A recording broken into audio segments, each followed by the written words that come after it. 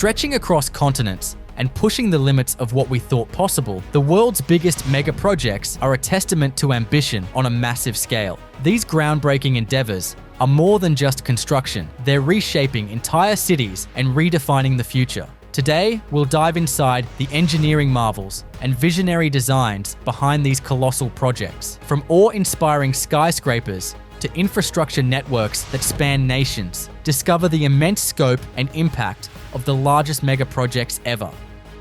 Beneath the Hudson River lies a vital rail connection between New York and New Jersey. This connection serves over 200,000 daily commuters, making it a lifeline for the Northeast Corridor. The project, part of the Gateway program, aims to modernize these aging tunnels and secure the future of rail travel. The first component is the construction of a new 2-track tunnel. This tunnel will run from the Bergen Palisades in New Jersey to Manhattan. It is designed to add capacity and create redundancy in the system. The second component involves the final phase of the Hudson Yards concrete casing. This section will ensure uninterrupted rail access to Penn Station. The third component is the rehabilitation of the existing North River Tunnel. This tunnel, damaged during Superstorm Sandy in 2012, will be restored to modern standards. Construction is a massive undertaking involving advanced machinery and precise engineering. Tunnel boring machines will carve through the dense rock beneath the Hudson River. High-capacity cranes will assist in laying massive concrete segments for the tunnels. Specialized rail laying machines will ensure smooth track installation. This process ensures the tunnels are built to withstand modern demands and extreme weather. The new tunnel is set for completion before the rehabilitation of the existing one begins. This strategy minimizes disruptions while maintaining service for commuters. By 2035, the project aims to provide 4 fully operational tracks beneath the Hudson River. The benefits are transformative. The project will eliminate a single point of failure in the rail network. It will create over 95,000 jobs during construction, boosting the local economy. An estimated $19.6 billion in economic activity will be generated throughout the project's life cycle. The new system will also reduce road congestion, cutting greenhouse gas emissions by 2 million tons annually. This is the equivalent of flying 2.6 million people from New York to San Francisco. The Pennsylvania Railroad began design and construction work of the existing North River Tunnel in February 1903. It was opened to revenue service in November 1910. The 2-track North River Tunnel was state-of-the-art in the early 20th century. However, its age and design limitations now hinder reliability. In 2012, Superstorm Sandy worsened these issues, flooding the tunnel and causing lasting damage. The Hudson Tunnel project addresses these challenges, ensuring safe and efficient travel for generations. The Riyadh Metro is one of the largest urban transportation projects in Saudi Arabia.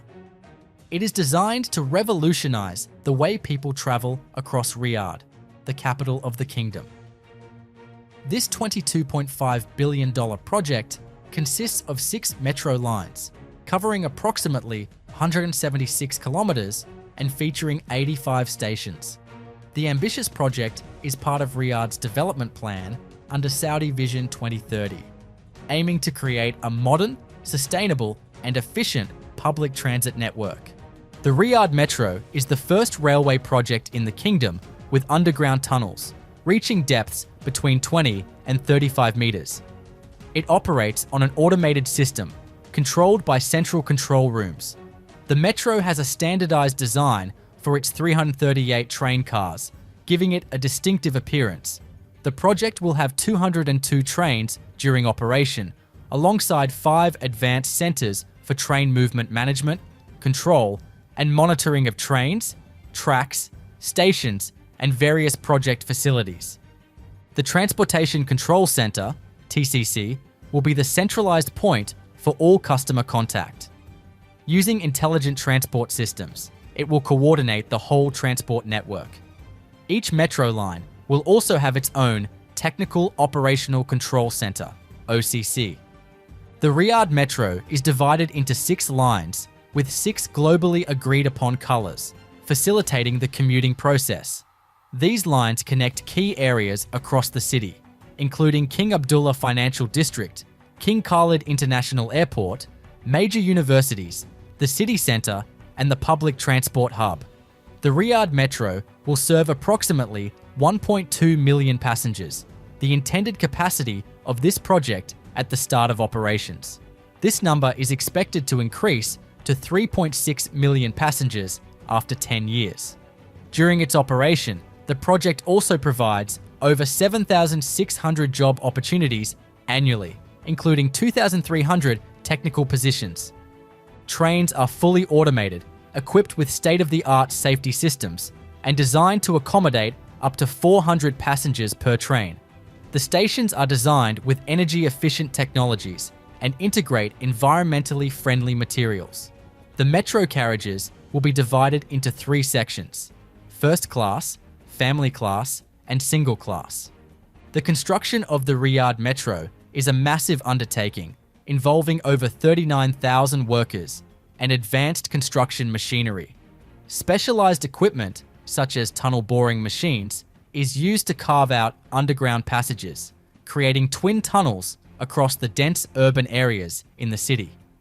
Each TBM is engineered to handle unique geological challenges posed by Riyadh, including hard rock layers. The construction involves extensive use of prefabricated tunnel segments and modular building components to streamline assembly and ensure precision. The project began in 2014, with a phased opening planned for 2024. However, it was later postponed to early 2025. The Riyadh Metro aims to find solutions for residents to navigate Riyadh, cutting down carbon emissions and relieving the notorious traffic congestion in the city. In addition, the comprehensive bus network will ensure last-mile connectivity, making public transport in Riyadh accessible, efficient, and convenient. Let's travel over to Texas for the Grand Parkway project in Houston, also known as the State Highway 99. This is a massive undertaking designed to create a 180-mile circumferential tollway around the greater Houston area. This highway, which spans 7 counties, is intended to reduce congestion and improve mobility for the region's growing population, with a projected cost of over $5 billion for its entirety. This project is one of the largest infrastructure developments in the state. The construction of the Grand Parkway was divided into multiple segments, which stretch across the northwest and northeast parts of Houston, connecting major highways such as US 290, I-45, and US 59. In certain segments of the projects, engineers had to build over 120 bridges, including a major river crossing over the San Jacinto River. The design of these bridges required careful consideration of the region's frequent flooding and the soft soil condition typical of the Houston area. To ensure long-term durability, deep foundation piles were driven more than 100 feet into the ground in some locations, providing a stable base for the structures. Engineers used pre-stressed concrete beams for many of the bridges to maximize strength while keeping the weight manageable. The construction of the highway itself required more than 1.8 million cubic yards of concrete for paving, along with millions of tons of base material for the roadbeds. A key challenge was managing the right-of-way acquisition process, as more than 2,100 acres of land had to be purchased to make room for the new highway. This process involved negotiating with over 400 property owners, which added complexity and required close coordination with local authorities. Another major component of the project was drainage infrastructure. Given the region's susceptibility to heavy rains and flooding, engineers had to design extensive drainage systems to handle runoff from the highway. This included a network of underground pipes, culverts, and detention ponds designed to minimize the impact of the highway. In addition to the bridges and roadways, significant work went into relocating existing utilities. The project required moving numerous water lines, power cables, and gas pipelines to clear the path for the highway. This work had to be carefully coordinated to avoid disrupting service to nearby communities. In some areas, utility relocations accounted for a substantial portion of the construction timeline. To further enhance the safety and functionality of the highway, the Grand Parkway includes frontage roads along significant portions of its length. These roads provide local access to businesses and neighborhoods without forcing traffic onto the main tollway. The frontage roads were constructed alongside the main highway lanes and included their own drainage and utility infrastructure. In total, the Grand Parkway included over 100 miles of frontage roads, designed to accommodate future growth in the surrounding areas. The Captain Cook Bridge in Brisbane, Australia, completed in 1972, is a significant construction project that spans the Brisbane River, connecting the southern suburbs to the central business district. The bridge's construction involved several innovative engineering techniques and addressed various challenges posed by the river's width and tidal fluctuations. The bridge is a pre-stressed concrete structure consisting of a continuous box girder design. The construction process began with the sinking of deep caissons into the riverbed to provide stable foundations for the bridge piers. These caissons, large cylindrical structures, were constructed using reinforced concrete and driven into the riverbed using pile drive equipment. Once in place, they were filled with concrete to create solid footings for the bridge. The box girder sections were precast in segments on shore and then transported to the construction site using barges. These segments were assembled using the balanced cantilever method, where sections were added symmetrically on either side of the piers. This method ensured that the structure remained balanced and stable throughout the construction process. Each segment was lifted into place using specialized cranes and temporarily supported until the adjacent segments were connected and the concrete joints cured. One of the significant challenges during construction was managing the tidal fluctuations and river traffic.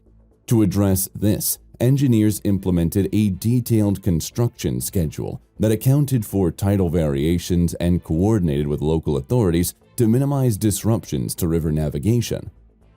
Temporary cofferdams were constructed around the piers to provide dry working conditions during low tide, allowing for precise placements of concrete and other materials. The bridge's design also included provisions for seismic activities and thermal expansion. Expansion joints were incorporated into the structure to accommodate temperature variations and prevent cracking. These joints, made of flexible materials, allowed the bridge to expand and contract with changes in temperature without compromising structural integrity.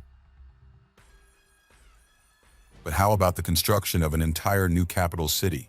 Rising from the sands 45 kilometers east of the bustling streets of Cairo, a monumental endeavor is reshaping Egypt's landscape, the Cairo new capital. This ambitious project, conceived to alleviate congestion in the existing capital, heralds a new era of modernized urban planning and innovation. Set to be fully operational by 2030, this new metropolis will not just be a city, but a futuristic hub designed to house 6.5 million people. Spanning an immense area of about 700 square kilometers comparable to the size of Singapore, the Cairo new capital is being developed to include residential districts, a governmental district, a business park, and a green belt encircling the city.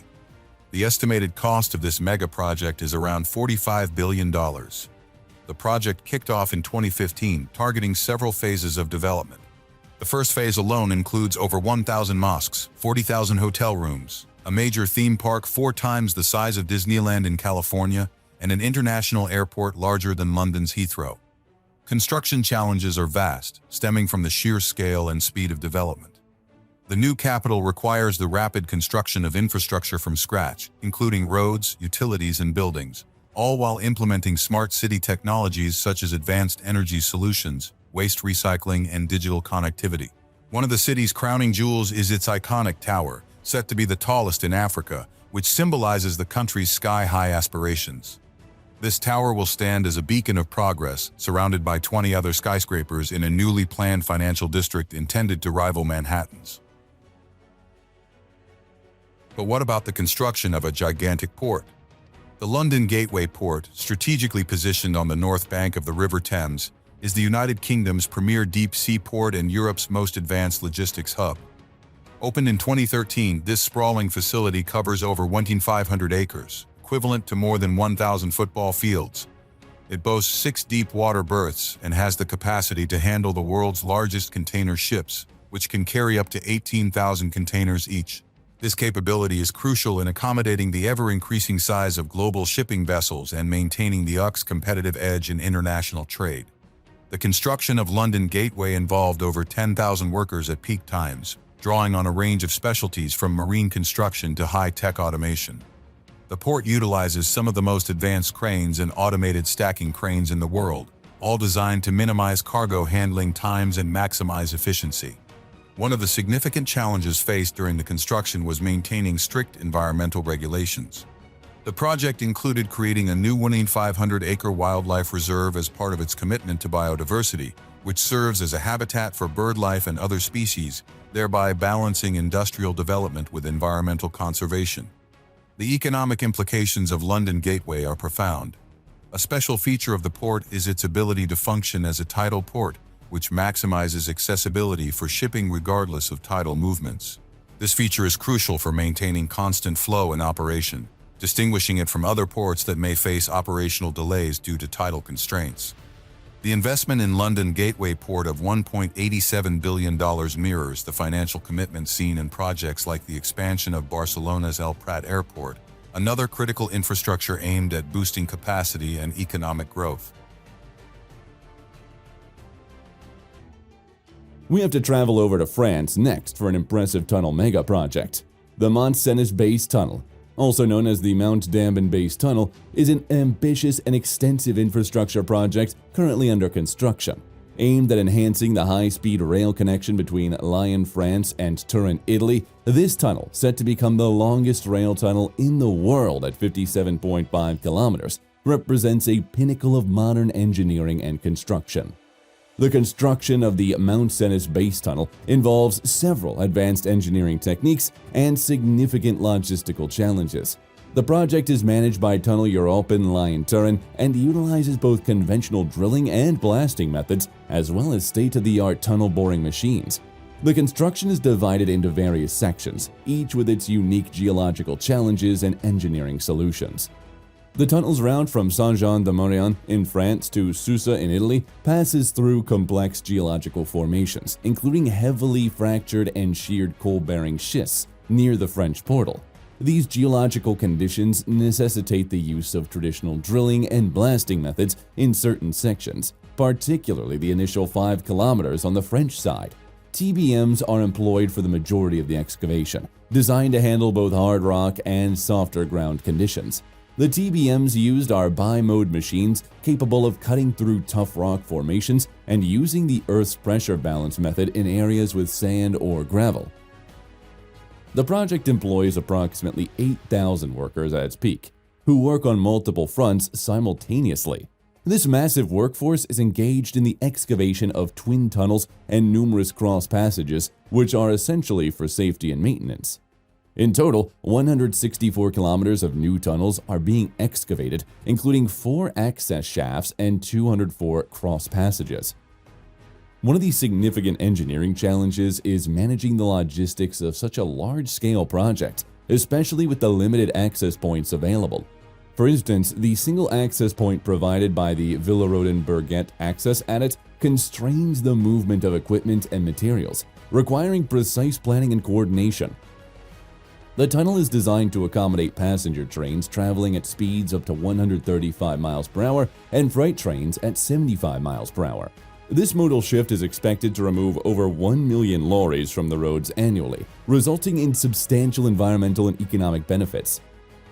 Construction progress has been substantial, with 13.5 kilometers of tunneling completed. The project employs 7 TBMs sourced from Schwenau, Germany, and they are equipped to work through both hard rock and soft substrates.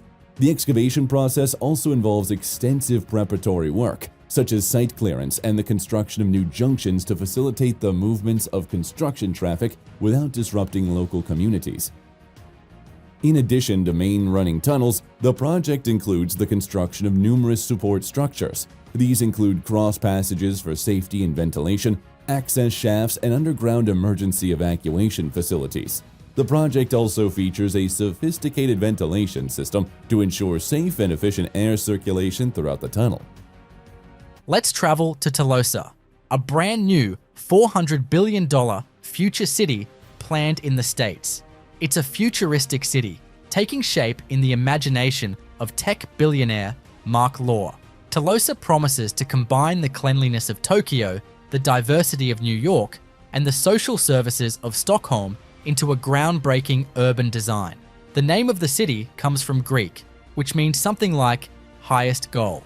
This refers to both sustainability goals and the diversity of the population. Law got this idea from the economist Henry George, who dreamed of a tax-free, communal form of society as early as the 19th century. However, this has so far only been implemented on a very small scale. This gigantic city, around the size of Chicago, will rise from scratch in the middle of desert, covering 150,000 acres. With a vision for sustainability and equity, Telosa will feature eco-friendly architecture, renewable energy systems, and a drought-resistant water supply. Its 15-minute city design ensures residents can reach schools, workplaces, and amenities within a quarter-hour commute. Planners are scouting locations in Nevada, Utah, Idaho, Arizona, Texas, and the Appalachian region. Digital renderings by Bjarke Ingels Group depict lush greenery on buildings, abundant open spaces, and sunlit streets filled with autonomous vehicles, pedestrians, and bicycles. Fossil fuel-powered vehicles will be banned, creating a clean, quiet, and sustainable transport ecosystem. Smart infrastructure will track energy use, traffic, and public services in real time. Equitism Tower will be built as the Tower of Sustainability. This skyscraper will feature elevated water storage, aeroponic farms, and a photovoltaic roof that generates energy. The tower is designed to share resources efficiently, embodying Telosa's vision for self-sustaining communities. The first phase of Telosa will cover 1,500 acres and house 50,000 residents. Estimated costs for this phase alone are $25 billion, while the entire project is expected to exceed $400 billion. Construction will use advanced technologies, including 3D printing, modular construction methods, and renewable materials to minimize environmental impact.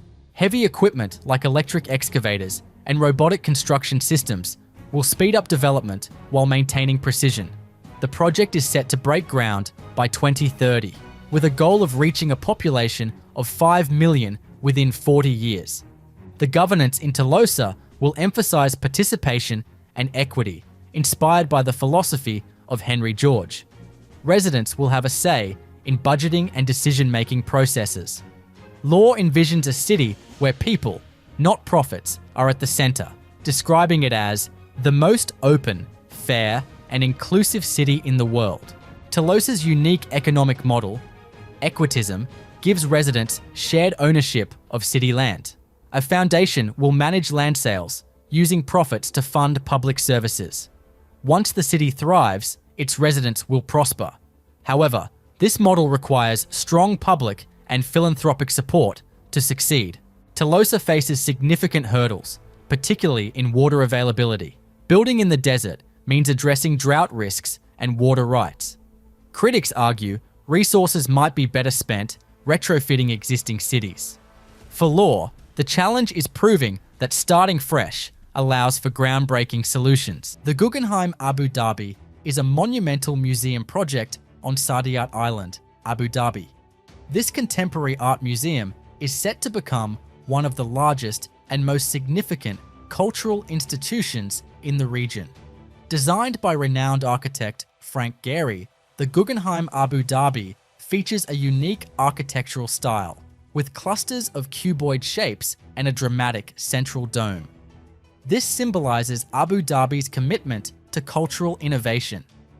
Once completed, the Guggenheim Abu Dhabi will cover 42,000 square meters.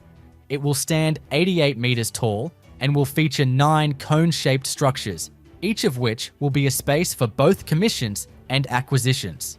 The museum will house an extensive collection of modern and contemporary art from around the world, showcasing works from the Middle East, North Africa, and South Asia. Its design emphasizes sustainability, with a focus on natural ventilation, energy-efficient lighting, and solar power integration. The construction of the Guggenheim Abu Dhabi is a technical marvel, with materials like titanium and stainless steel incorporated into its structure to withstand the extreme climate in the region. High-powered cranes and steel cutters are used to shape the intricate titanium and stainless steel exterior. The prefabricated panels are carefully installed to maintain Gary's iconic curves and angles. The construction also utilizes modular components to streamline the assembly of the complex internal spaces.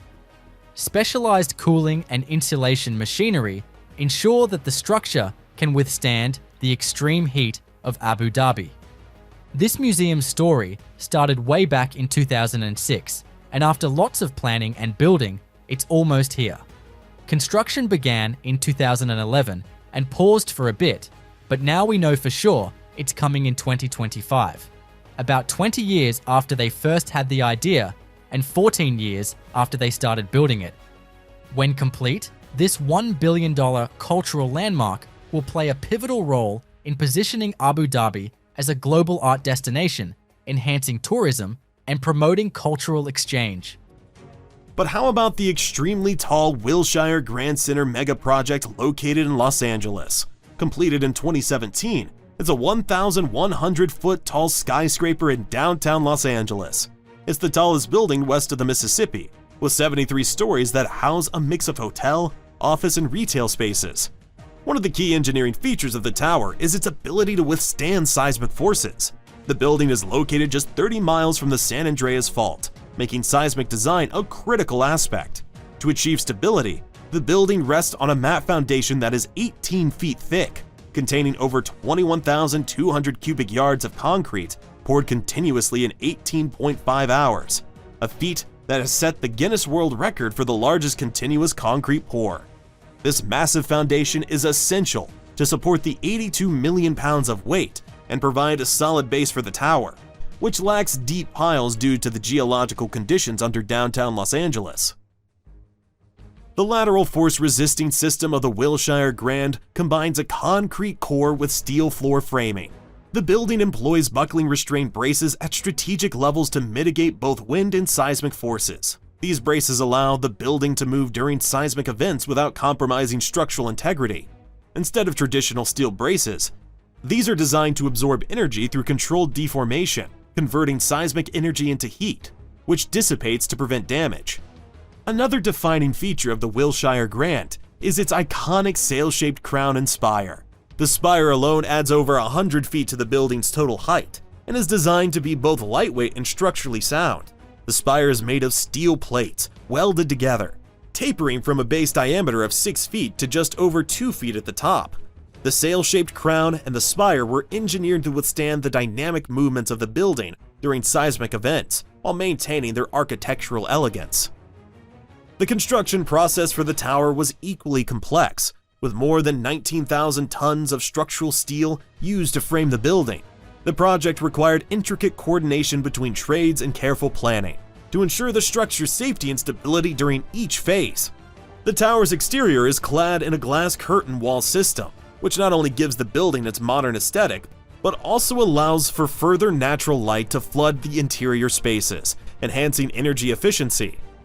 The Wilshire Grand's design includes significant architectural and structural challenges. For instance, the building does not feature a flat rooftop, which is typical in Los Angeles' high rises to accommodate a helipad. Instead, the design team opted for a curved rooftop for the spire, which required special considerations in terms of structural stability and wind resistance. The roof design was a departure from the norm and became a defining element of the building, contributing to its distinctive silhouette of the Los Angeles skyline. The new Kelani Bridge in Sri Lanka, completed in 2020, is a significant infrastructure project aimed at improving connectivity between Colombo and its suburbs. This 6-lane bridge spans the Kelani River and incorporates several innovative construction techniques to address the challenges posed by the river's width and tidal variations. The construction process began with the installation of deep foundation piles, driven into the riverbed to provide a stable base for the bridge piers. These piles were made of high-strength steel and concrete, capable of withstanding the dynamic loads from both the bridge structure and river currents. The foundation work required precise geotechnical surveys and advanced piling techniques to ensure the stability and longevity of the structure. The bridge's main span, constructed using a steel box girder design, involved the prefabrication of large segments off-site. These segments were transported to the construction site using barges and lifted into place using heavy lift cranes. The use of prefabrication allowed for high-quality control and reduced on-site construction time. Each girder segment was meticulously aligned and welded to form a continuous structure, ensuring the bridge's strength and durability. One of the unique features of the New Kelani Bridge is its cable-stayed design, with cables arranged in a fan configuration. These cables, made of high-strength steel, support the main span and provide additional stability.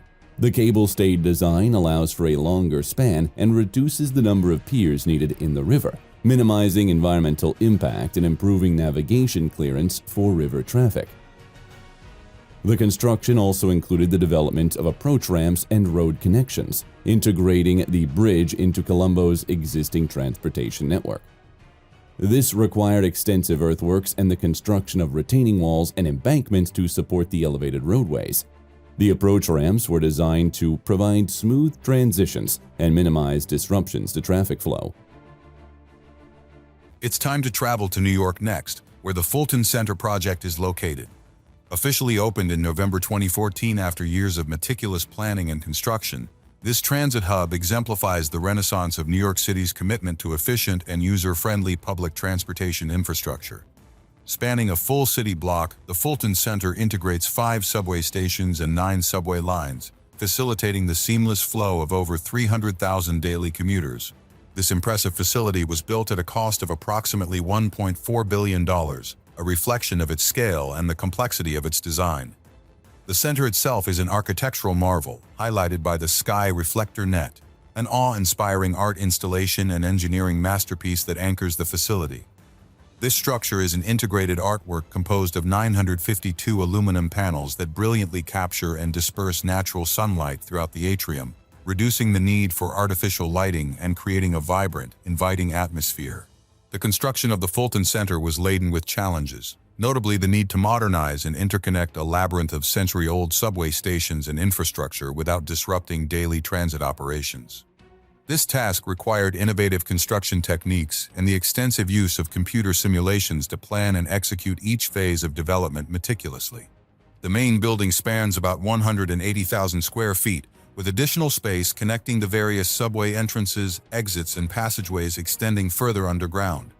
The complexity of its design and the integration of so many transit lines make the Fulton Center comparable to other major transit hubs like Tokyo's Shibuya Station. One of the unique aspects of the Fulton Center's construction involved the historical preservation component. Part of the project included the restoration of the nearby Corbin Building, an 1889 landmark, which was intricately woven into the fabric of the new transit hub.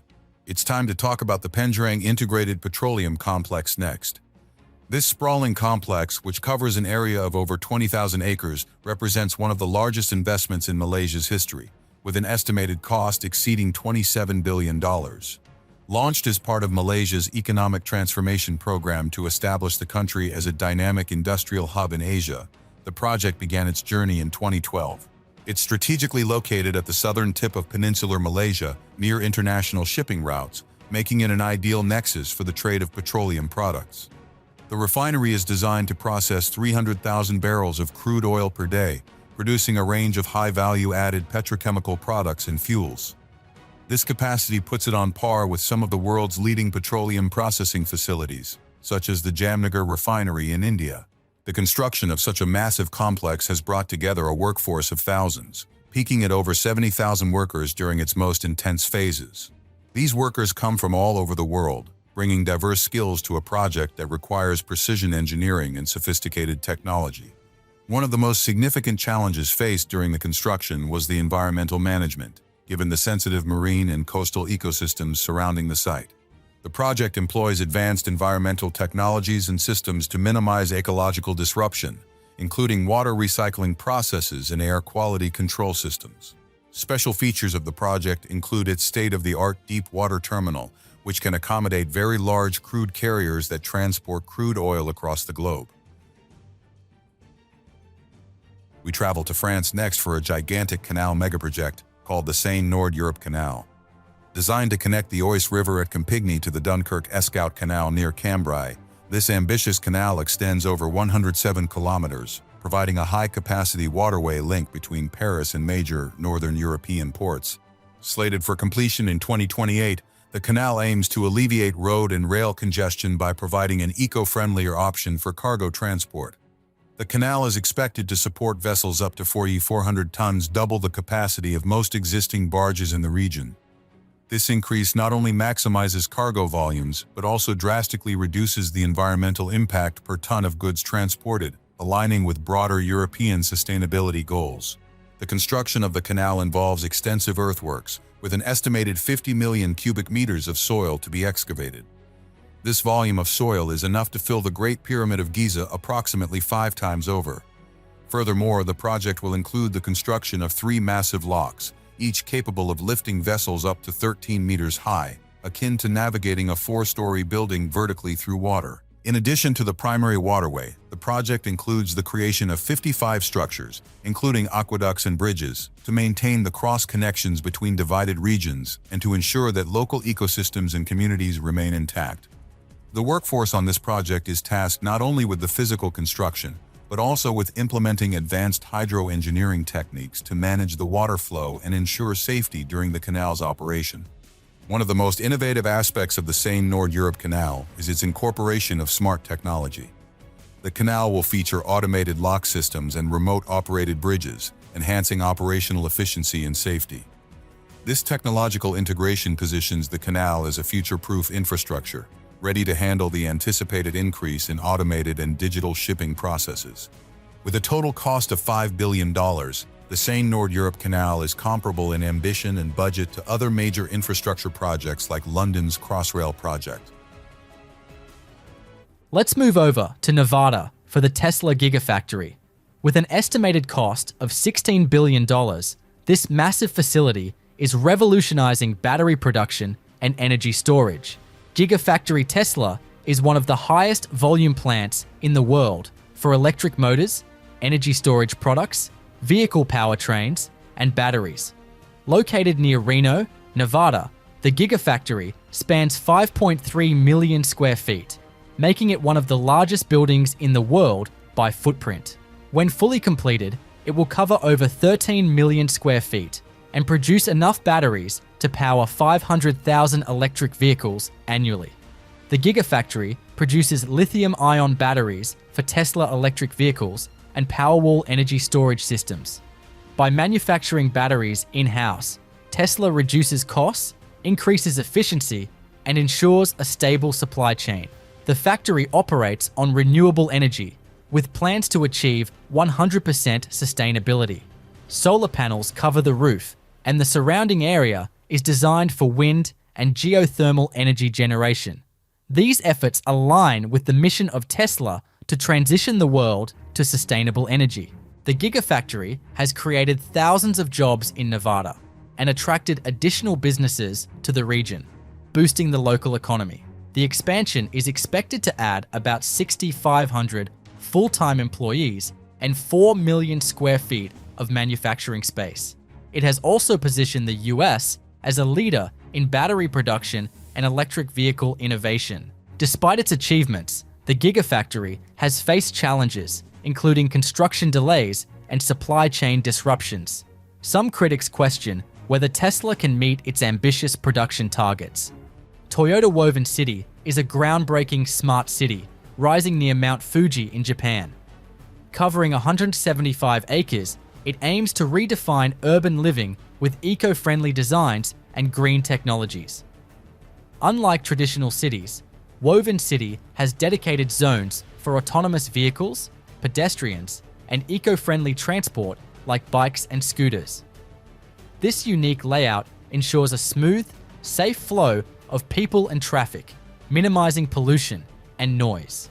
With dedicated paths, Woven City promotes harmony between nature and technology, making it ideal for green living. This mega project will cover 708,000 square meters, built on the former site of Toyota's Higashi Fuji plant. This city will serve as a living laboratory where scientists, engineers, and residents work together to test sustainable technologies. It's essentially a prototype city where people, buildings, and vehicles are connected through smart technology. Key focus areas include robotics, AI, and smart homes that adapt to the needs of residents. Homes are powered by hydrogen fuel cells, a clean energy source that reduces emissions. Buildings are constructed using sustainable materials like wood, incorporating traditional Japanese design with modern architecture.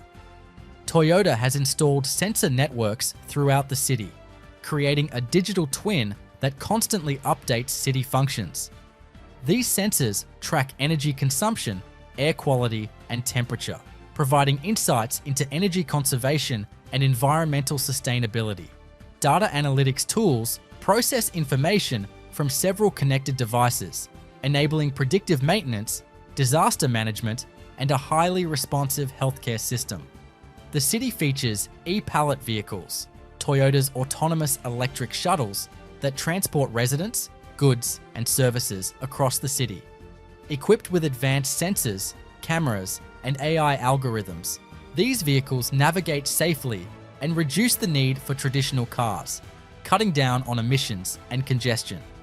Inside Woven City, robots play an essential role in daily operations and maintenance. Robots handle tasks like waste collection, package delivery, and cleaning, freeing residents from mundane chores. These robots are connected to a central control system, continuously gathering data to improve city operations.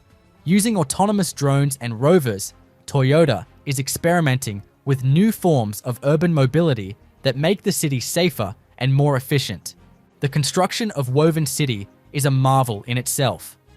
Massive 3D printers, drones, and robotic cranes are used to assemble building components with precision, ensuring high standards of efficiency and safety.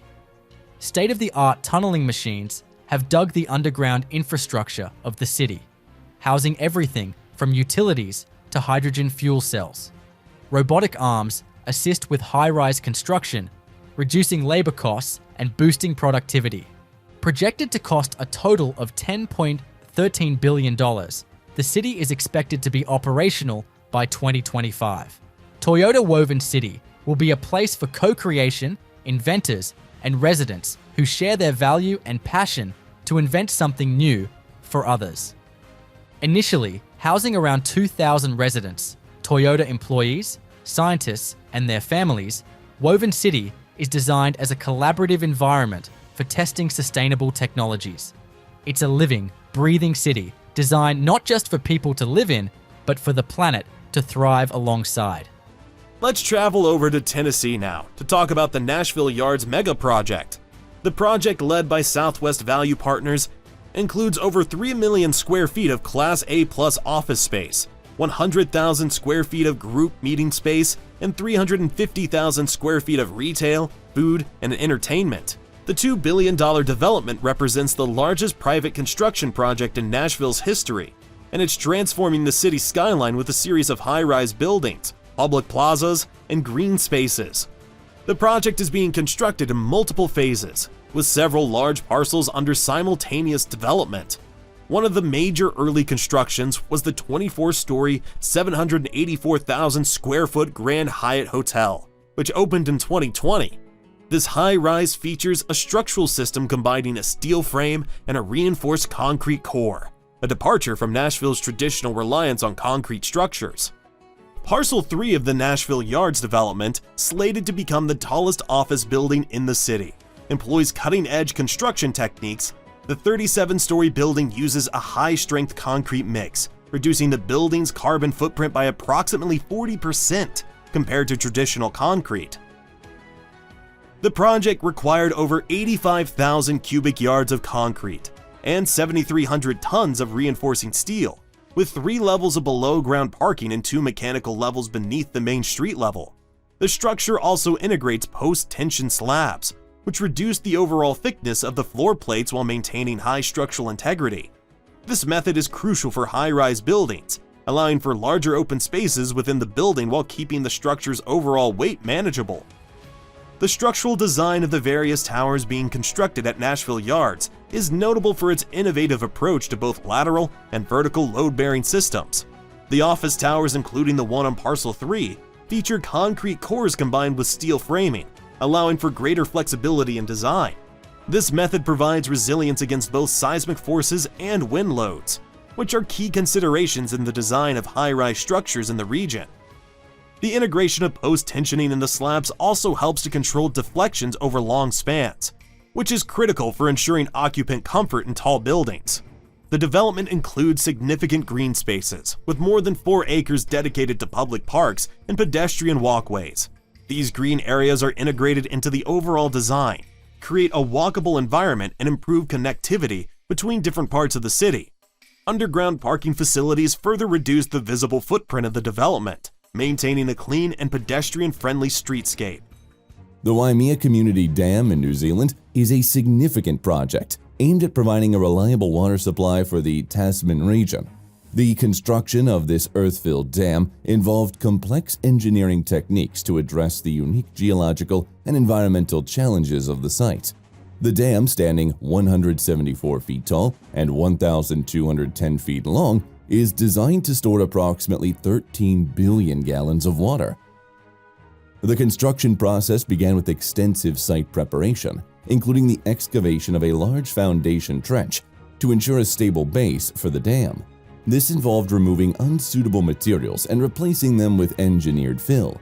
The foundation was then treated with a combination of grouting and drainage systems to manage groundwater and prevent seepage.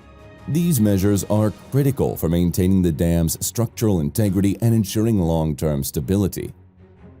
The dam's core is constructed using impervious clay, which acts as a barrier to prevent water from seeping through the structure. This clay core is flanked by zones of carefully compacted earthfill, providing support and stability. The construction of these zones involved precise layering and compaction techniques to ensure that each layer met the required specifications for density and moisture content. This meticulous process helps to prevent settlements and maintain the dam's structural integrity over time. To enhance the dam's safety, a robust spillway system was designed to handle potential overflow during periods of heavy rainfall. The spillway consists of a concrete chute and energy dissipation structures, which are designed to safely convey excess water downstream without causing erosion or damage to the dam. The design and construction of the spillway required careful planning and execution, taking into account the potential impacts of extreme weather events and climate change. The construction of the Waimea Community Dam also included the development of extensive monitoring and control systems. These systems involve the installation of piezometers, inclinometers, and other instrumentation to monitor the dam's performance and detect any potential issues early. This real-time data is crucial for the ongoing management and maintenance of the dam, ensuring that it operates safely and effectively. But how about the expansion of a massive port? The Port of Savannah, already one of the largest and busiest ports in the United States, is undergoing a monumental expansion that will solidify its role as a critical hub in global trade. Often referred to as the Savannah Harbor Expansion Project, it's designed to accommodate the larger class of container ships that are becoming the standard bearers of international shipping. Initiated in 2015 and completed in 2021, the expansion's budget was approximately $1 billion. This extensive project is aimed at deepening the harbor from 42 feet to 47 feet, a critical adjustment that allows the port to handle the massive new Panamax vessels 24 hours a day without tidal restrictions. The strategic importance of deepening the Savannah River cannot be overstated. The Port of Savannah is a pivotal gateway for the US Southeast, handling over 4.5 million 20-foot equivalent container units annually. With the expansion, the port's capacity is expected to nearly double, significantly enhancing the speed and efficiency with which cargo moves in and out of the interior of the United States. The complexities of the expansion extend beyond the physical construction. The Savannah Harbor Expansion Project also presents significant logistical challenges, such as maintaining normal port operations during construction, managing extensive coordination with environmental regulatory agencies, and addressing concerns from the local community about potential environmental impacts. In terms of scale, the amount of dredged material removed and relocated from the Savannah River to deepen and widen the channel is enough to fill the Georgia Dome nearly 2 times over. Let's investigate a massive nuclear plant megaproject next, called Olkiluoto Nuclear Plant Unit 3. Launched with the aim of significantly bolstering Finland's energy independence and reducing carbon emissions, the project has taken on monumental proportions in both scope and budget. Construction of Olkiluoto 3 began in 2005, with the initial goal of completion by 2009. However, a series of technical challenges, regulatory hurdles, and construction delays pushed its anticipated operational start to 2023. The reactor is of the European pressurized reactor type, which is among the most advanced and safest nuclear reactor designs available, incorporating a multitude of redundant safety systems and modern technology to enhance its operational efficiency and safety. This unit alone adds about 1,600 megawatts of capacity to Finland's power grid, enough to power roughly 1.3 million homes. The technical complexities of building a reactor of this sophistication have necessitated innovations in construction methods, including the use of massive concrete pours that ensure the reactor's durability and resistance to any external shocks. One of the notable features of the Olkiluoto 3 project is its containment building, designed to withstand extreme external events like aircraft impacts and natural disasters, setting a new standard in nuclear safety. The volume of concrete and steel used in this project is staggering, with the containment building alone using steel reinforcement that could stretch from Helsinki to Stockholm if laid end to end. Financially, Olkiluoto 3 has been a behemoth, with costs escalating to an estimated $12 billion. This figure places it among the most expensive energy projects in the world, not just for its sheer scale, but also for the complexity and pioneering technology it embodies. Each delay in the timeline not only added to the cost, but also served as a lesson in international engineering projects' complexity, especially in an industry as regulated and safety-focused as nuclear power. Let's talk about the incredible Brela Bridge, which is located in Romania. This bridge, spanning the Danube River, connects the regions of Moldova and Dobroja and is a testament to the innovative engineering solutions. Costing $600 million to construct, this bridge was awarded in 2017 to a consortium led by the Italian construction company WeBuild and Japan's IHI Infrastructure Systems. The construction officially began in December 2018 and involved over 1,350 workers, showcasing the massive scale of the operation. One of the most impressive features of the Brela Bridge is its main span, which stretches 1,120 meters. This makes it the second longest suspension bridge in mainland Europe. The bridge's total length is 1,974 meters, and it includes 2 imposing towers that raise to a height of 192 meters. These towers are not only structural marvels, but also the tallest structures in Romania. The construction process was highly intricate and involved several critical phases. The bridge deck comprised 86 segments, each weighing approximately 260 tons. These segments were fabricated by Fincantieri in Italy and transported to the construction site via barges. Once at the site, a specialized lifting beam was used to hoist the segments into place, a process that required precise coordination and engineering expertise. The bridge's suspension cables are another engineering marvel. Made from over 18,000 steel wires, the total length of these cables stretches 81,000 kilometers, which is enough to circle the Earth twice. These cables weigh a combined 6,775 tons and are crucial for supporting the bridge deck. The installation of these cables involves intricate techniques to ensure their stability and durability. Building the bridge's foundations posed significant challenges due to the region's soft clay soil and medium-high seismic activity. Advanced techniques such as extensive piling and deep well excavations were employed to ensure the stability of the foundations. Piles within a diameter of 1.8 meters were driven to a depth of up to 45 meters to provide a solid base for the towers. The bridge is designed to withstand extreme conditions, including winds up to 270 kilometers per hour and substantial seismic tremors. This resilience is achieved through meticulous engineering and the use of high-quality materials. The bridge's deck is suspended approximately 40 meters above the river, allowing for the passage of medium-sized ships. A significant engineering feat was the installation of the two main suspension cables. These cables were assembled from thousands of individual steel wires, meticulously intertwined to form robust support structures. The process of anchoring these cables to the towers required precision and advanced engineering techniques to ensure their strength and longevity. We don't have to travel far for the Penn Station Access Project, which is a transformative initiative aimed at improving rail connectivity in New York City.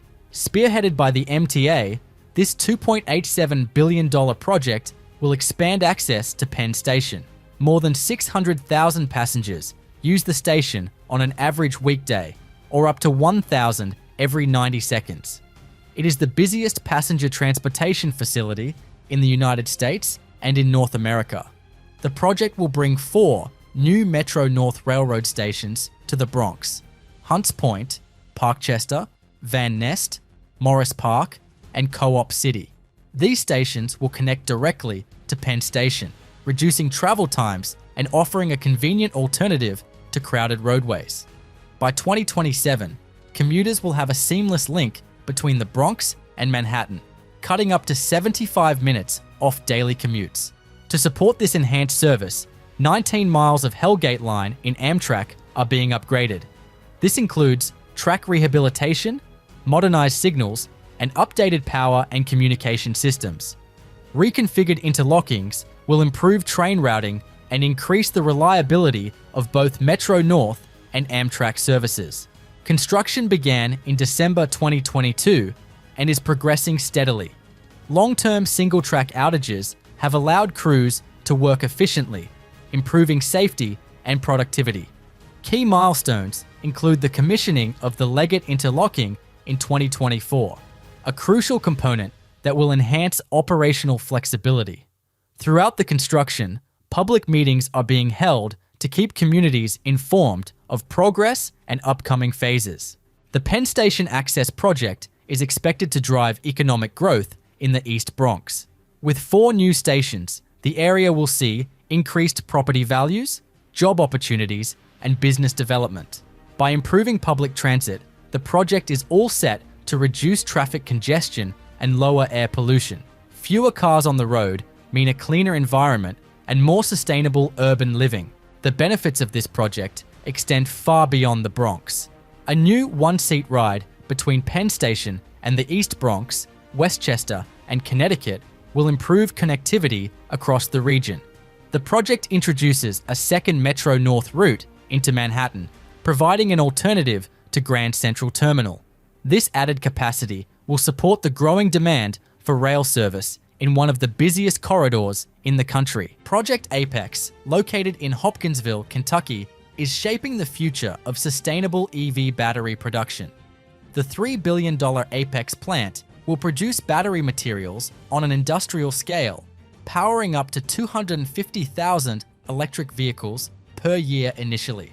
Once fully operational in 2025, this capacity is expected to surge to 750,000 vehicles per year. The Apex plant operates on the hydro-to-cathode direct precursor synthesis process. This breakthrough technology enables the efficient recovery and reuse of battery-grade materials directly from recycled batteries. Unlike traditional methods, hydro-to-cathode minimizes chemical waste, reduces energy consumption, and cuts costs by 40%. Additionally, the plant will produce metal salts and precursor cathode materials, ensuring that the entire production cycle stays within US borders. To support its eco-friendly production, the Apex plant integrates advanced separation and refinement technologies. These systems efficiently extract and purify critical metals such as lithium, cobalt, and nickel, metals that are typically challenging and costly to mine. The facility uses closed-loop processing, which reuses water, reduces emissions, and minimizes waste. This approach makes Project Apex one of the greenest facilities in the US battery industry. Ascend Elements plans to invest close to $1 billion in the 140-acre campus and 500,000 square foot manufacturing facility. The first of its kind facility will be home to the company's innovative hydro-to-cathode direct precursor synthesis process technology. It's the most efficient and economically compelling way to return recycled battery materials to the battery supply chain. Soon, this facility will employ up to 400 people and generate up to $4.4 billion in economic impact to Kentucky over the construction period and first 10 years. The construction of the Apex facility is utilizing prefabricated modular units to accelerate the building timeline while maintaining quality. This approach enables efficient assembly of structural components on site, reducing construction waste and speeding up completion.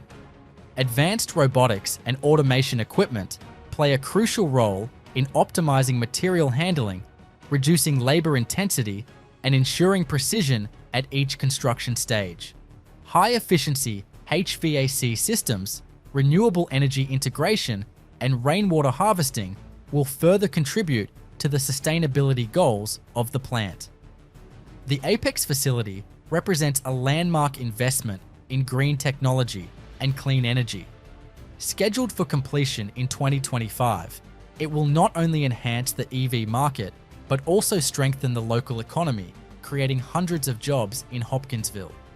Apex will follow the long-term strategy of Ascend Elements to produce 50 GWs of battery materials annually, enough to meet the needs of a rapidly growing EV market.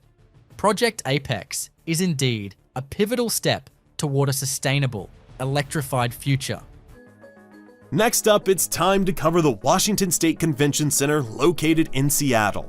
At a cost of $1.8 billion, the project is part of a larger initiative to double the convention center's capacity, adding an additional 255,000 square feet of exhibition space, 120,000 square feet of meeting rooms, and 60,000 square feet for ballroom space.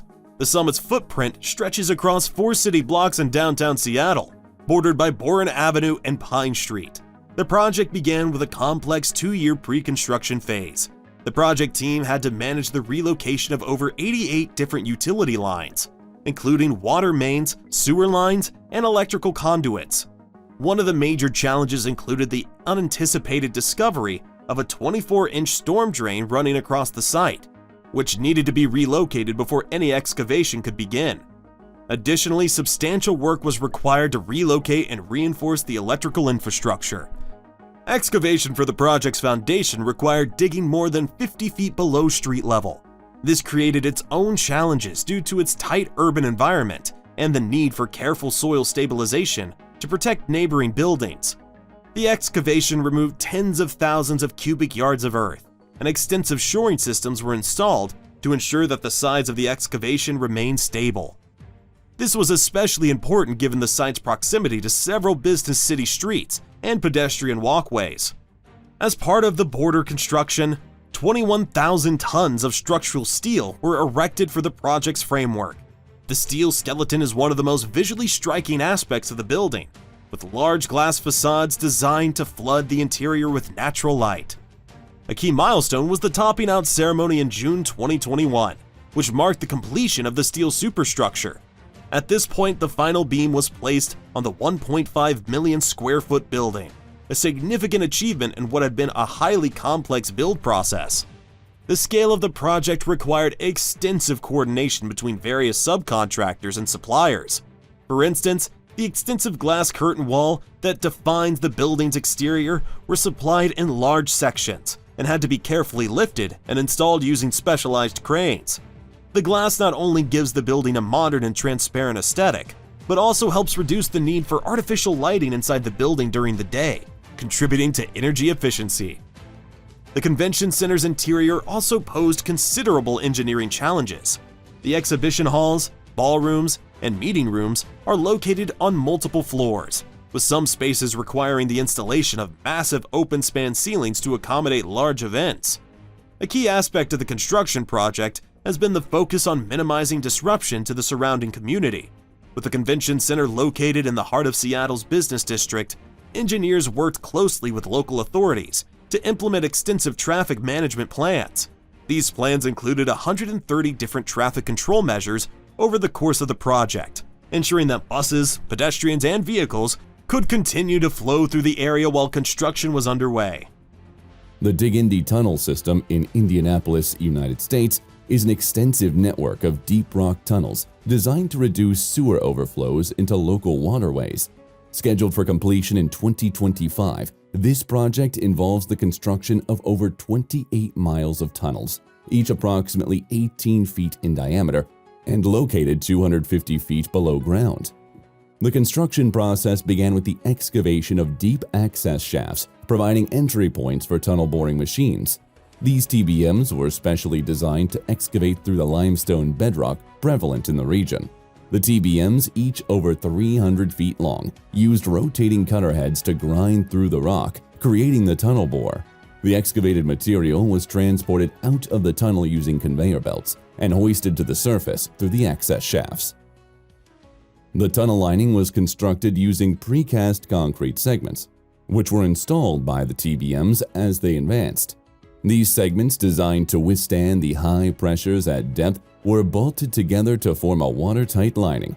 The use of precast segments allowed for rapid construction and high-quality control, ensuring the structural integrity of the tunnels. One of the primary engineering challenges was managing groundwater infiltration. The tunnels were designed with a comprehensive dewatering system, including pumps and drainage galleries to control groundwater levels and prevent flooding. Additionally, the tunnel lining included waterproof gaskets and grout injection systems to seal any potential leaks. The Dig Indy tunnel system also involved the construction of a large storage and conveyance structures designed to hold and transport combined sewer overflows during heavy rainfall events. These structures were integrated with the existing sewer network, requiring extensive coordination and planning. The project included the installation of advanced control systems, allowing for real-time monitoring and management of these sewer flows. The Dig Indy Tunnel System project showcases the application of advanced tunneling technology and engineering practices to address critical infrastructure needs. The project significantly reduces sewer overflows, improving water quality and public health in Indianapolis. The construction of this extensive tunnel network demonstrates the capabilities of modern engineering to solve complex urban infrastructure challenges. We have to talk about the Metro Manila subway project next. In the bustling heart of the Philippines, a transformative project is underway that promises to redefine urban mobility in Southeast Asia's megacities. Spanning an impressive 36 kilometers, the Metro Manila subway is designed to connect the northern city of Valenzuela to the southern end at Naya Terminal 3 in Pasay City, with 15 stations planned along this vital transit artery. Launched in February 2019, with a targeted completion for full operation by 2025, this mega project involves an estimated cost of $7 billion. The subway system is projected to serve up to 370,000 passengers daily in its initial year, with the capacity expected to increase to over 1 million passengers daily in the subsequent years. This monumental increase in public transit capacity is crucial for a city where commuters currently face some of the longest travel times in the world. One of the most significant challenges faced by this project is the engineering required to build deep underground in an area known for its high water table and susceptibility to flooding. Advanced Japanese tunneling technology is being employed, including the use of massive, state-of-the-art shield tunnel boring machines that can cut through the complex subterranean landscape of Metro Manila. The construction of the Metro Manila subway involves around 6,000 workers at its peak, including a blend of local talent and international experts. The workforce is not only constructing the subway, but also engaging in massive road and utility diversions, with the movement of utilities alone being a colossal task equivalent to relocating the infrastructure of a small city. Special features of the Metro Manila subway include state-of-the-art ventilation systems, floodgates, and earthquake-resistant design elements that ensure the safety and resilience of the subway. Each station will also feature modern amenities and seamless connections to other forms of transportation, integrating the subway into the broader transport network of the city. But how about one of the most impressive underground rail projects in Europe? The Jubilee Line extension initiated in the mid-1990s and opened in phases between 1999 and 2000. This extension added 16 kilometers to the Jubilee Line, stretching from Green Park to Stratford and including 11 new stations. This project tackled the acute need for improved transit solutions in underserved areas of East London and supported the regeneration of numerous boroughs along its route. Each station is uniquely designed, with Canary Wharf Station being one of the largest and most impressive, enclosed in a vast glass dome and supporting a daily footfall in the hundreds of thousands. The extension was not just about adding track. It involved sophisticated engineering challenges, particularly in constructing deep-level tunnels beneath some of the most densely developed parts of the city. A workforce of over 3,000 people was engaged, with a peak of 2,000 workers underground during the height of construction. The logistics of moving such numbers in and out of confined spaces safely and efficiently was a testament to the meticulous planning and execution of the project managers. One of the most notable features of the Jubilee Line extension is its integration of art and architecture within the public transport system. Each new station features works by different artists, making the line a cultural tour as much as a transit route. On the technical front, the extension required laying down enough concrete to fill 30 Olympic-sized swimming pools and enough steel to build 2 Eiffel Towers. The challenges were manifold, including financial overruns and delays that pushed the final cost to $4.3 billion, a figure that reveals the complex nature of urban underground construction. It's time to travel over to Turkey next for a record-breaking dam mega project. The Yusufeli Dam stands at 275 meters tall, making it the highest dam located in Turkey and the 5th highest of its kind worldwide. Construction on the Yusufeli Dam began in 2013 and culminated in 2022, transforming the landscape and significantly boosting Turkey's energy capacity. The dam is designed as a double-curvature concrete arch structure. Its crest length extends 490 meters, and the maximum crest elevation reaches 715 meters. This immense structure created a reservoir covering 33.63 square kilometers with a total storage capacity of around 2.2 billion cubic meters. Such a massive reservoir required the precise engineering and use of approximately 220 tons of steel for the gates and 3,800 tons of steel for the penstocks. One of the critical components of the Yusufeli Dam is its power generation capability. The dam houses a 558-megawatt hydroelectric power plant, equipped with 3 vertical axis Francis turbine units, each rated at 186 megawatts. These turbines are designed to operate with a head of 191 meters and discharge of 107 cubic meters per second. The power plant's annual electricity production capacity is approximately 1.9 billion kilowatt hours. The electricity generated is evacuated through a 380 kilovolt switchyard and transmission line integrating it into Turkey's national grid. The construction of the Yusufeli Dam faced numerous geological challenges due to the complex and fractured formations of the Çorum Valley. Extensive geotechnical studies were conducted to understand the site conditions and plan the construction accordingly. Digital 3D geotechnical models were employed to manage the design and construction phases, providing a real-time data and enabling adjustments as excavation progressed. This innovative approach ensured the stability and safety of the dam structure. In addition to the dam and power plant, the project included the construction of significant ancillary infrastructure. 4 balanced cantilever viaducts were built, including the 644-meter-long Tekeo Viaduct and the 695-meter-long Yusufeli Viaduct. Moreover, the project involved constructing 110 kilometers of new roads, 45 tunnels, 22 bridges, and 92 culverts, all designed to support the dam's operation and enhance regional connectivity. The construction process required sophisticated equipment and techniques.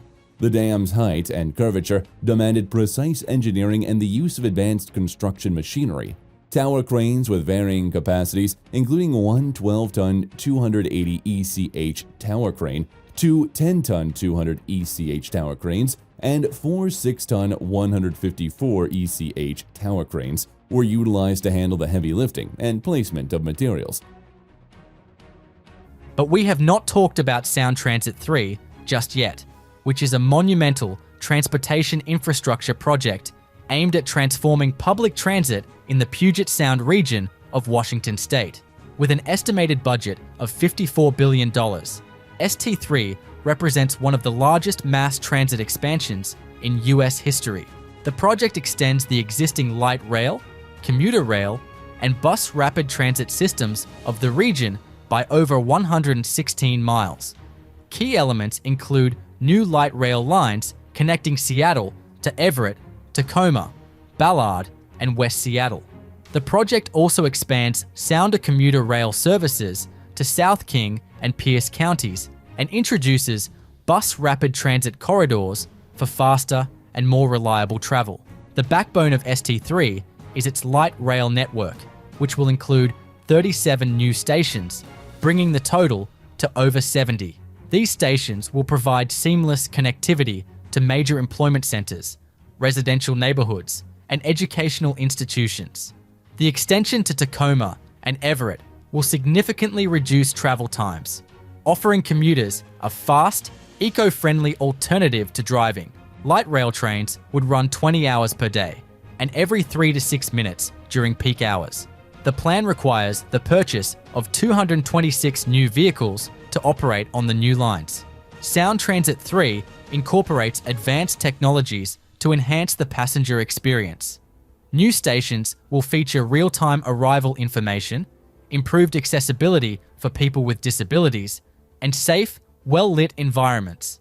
Parking facilities at key stations will also be expanded to accommodate the growing demand for park and ride services.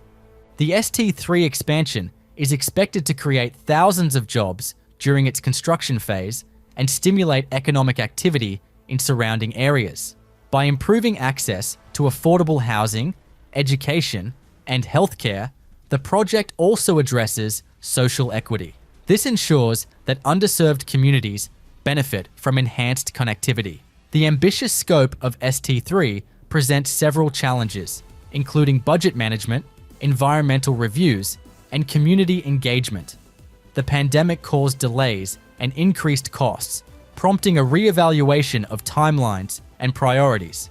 Despite these setbacks, major components of the project are expected to be completed by 2041, with interim phases opening earlier.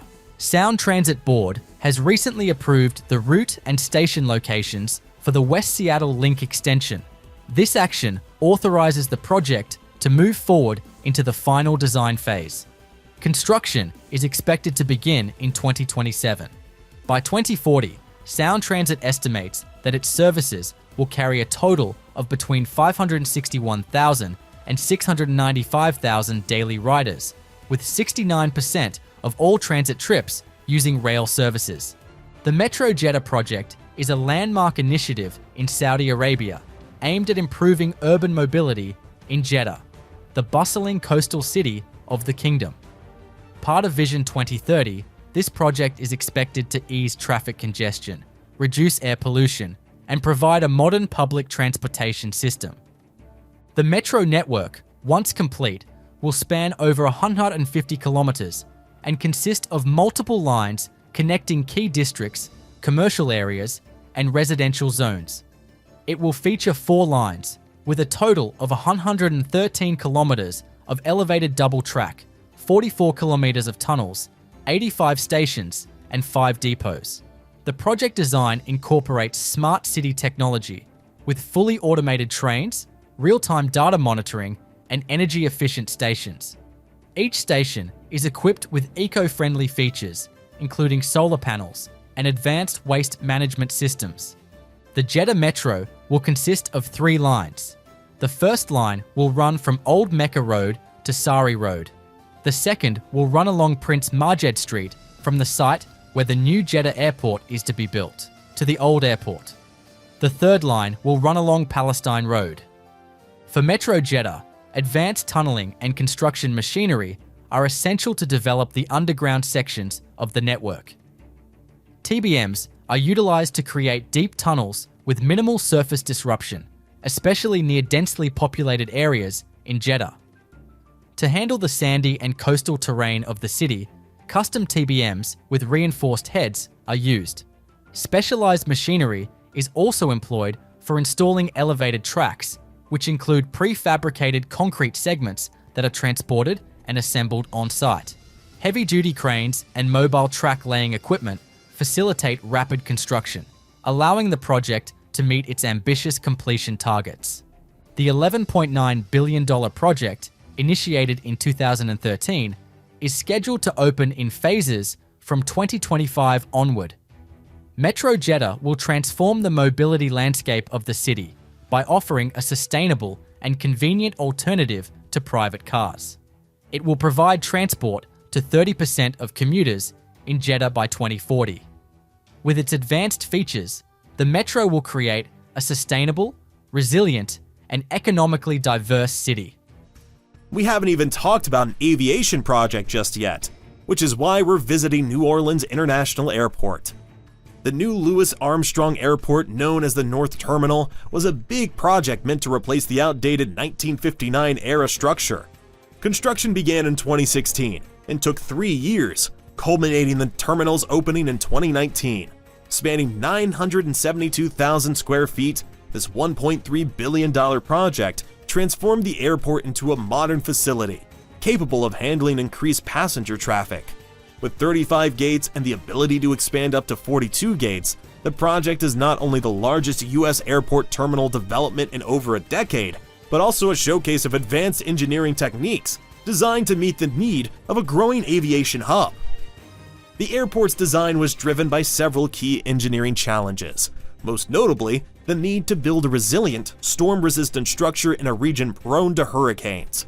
The terminal roof features a spherical shape designed to handle heavy rainfall by distributing water evenly across its surface, reducing the risk of flooding. In addition, extensive wind tunnel testing was performed on the terminal's curtain walls to ensure that they could withstand hurricane-force winds, which are common in the region. The airport site, built on marshy soil, required the installation of 5,000 piles driven down 100 feet to reach a stable sandy bedrock. These deep foundations ensure the terminal's stability in soft, shifting soils, which are a constant challenge for construction in southern Louisiana. The terminal's structural system combines steel framing with reinforced concrete cores, providing both strength and flexibility to accommodate the region's seismic and environmental conditions. The structural engineering team also had to account for the possibility of future expansions, meaning that the foundation and superstructure were designed to support additional concourses without major alterations.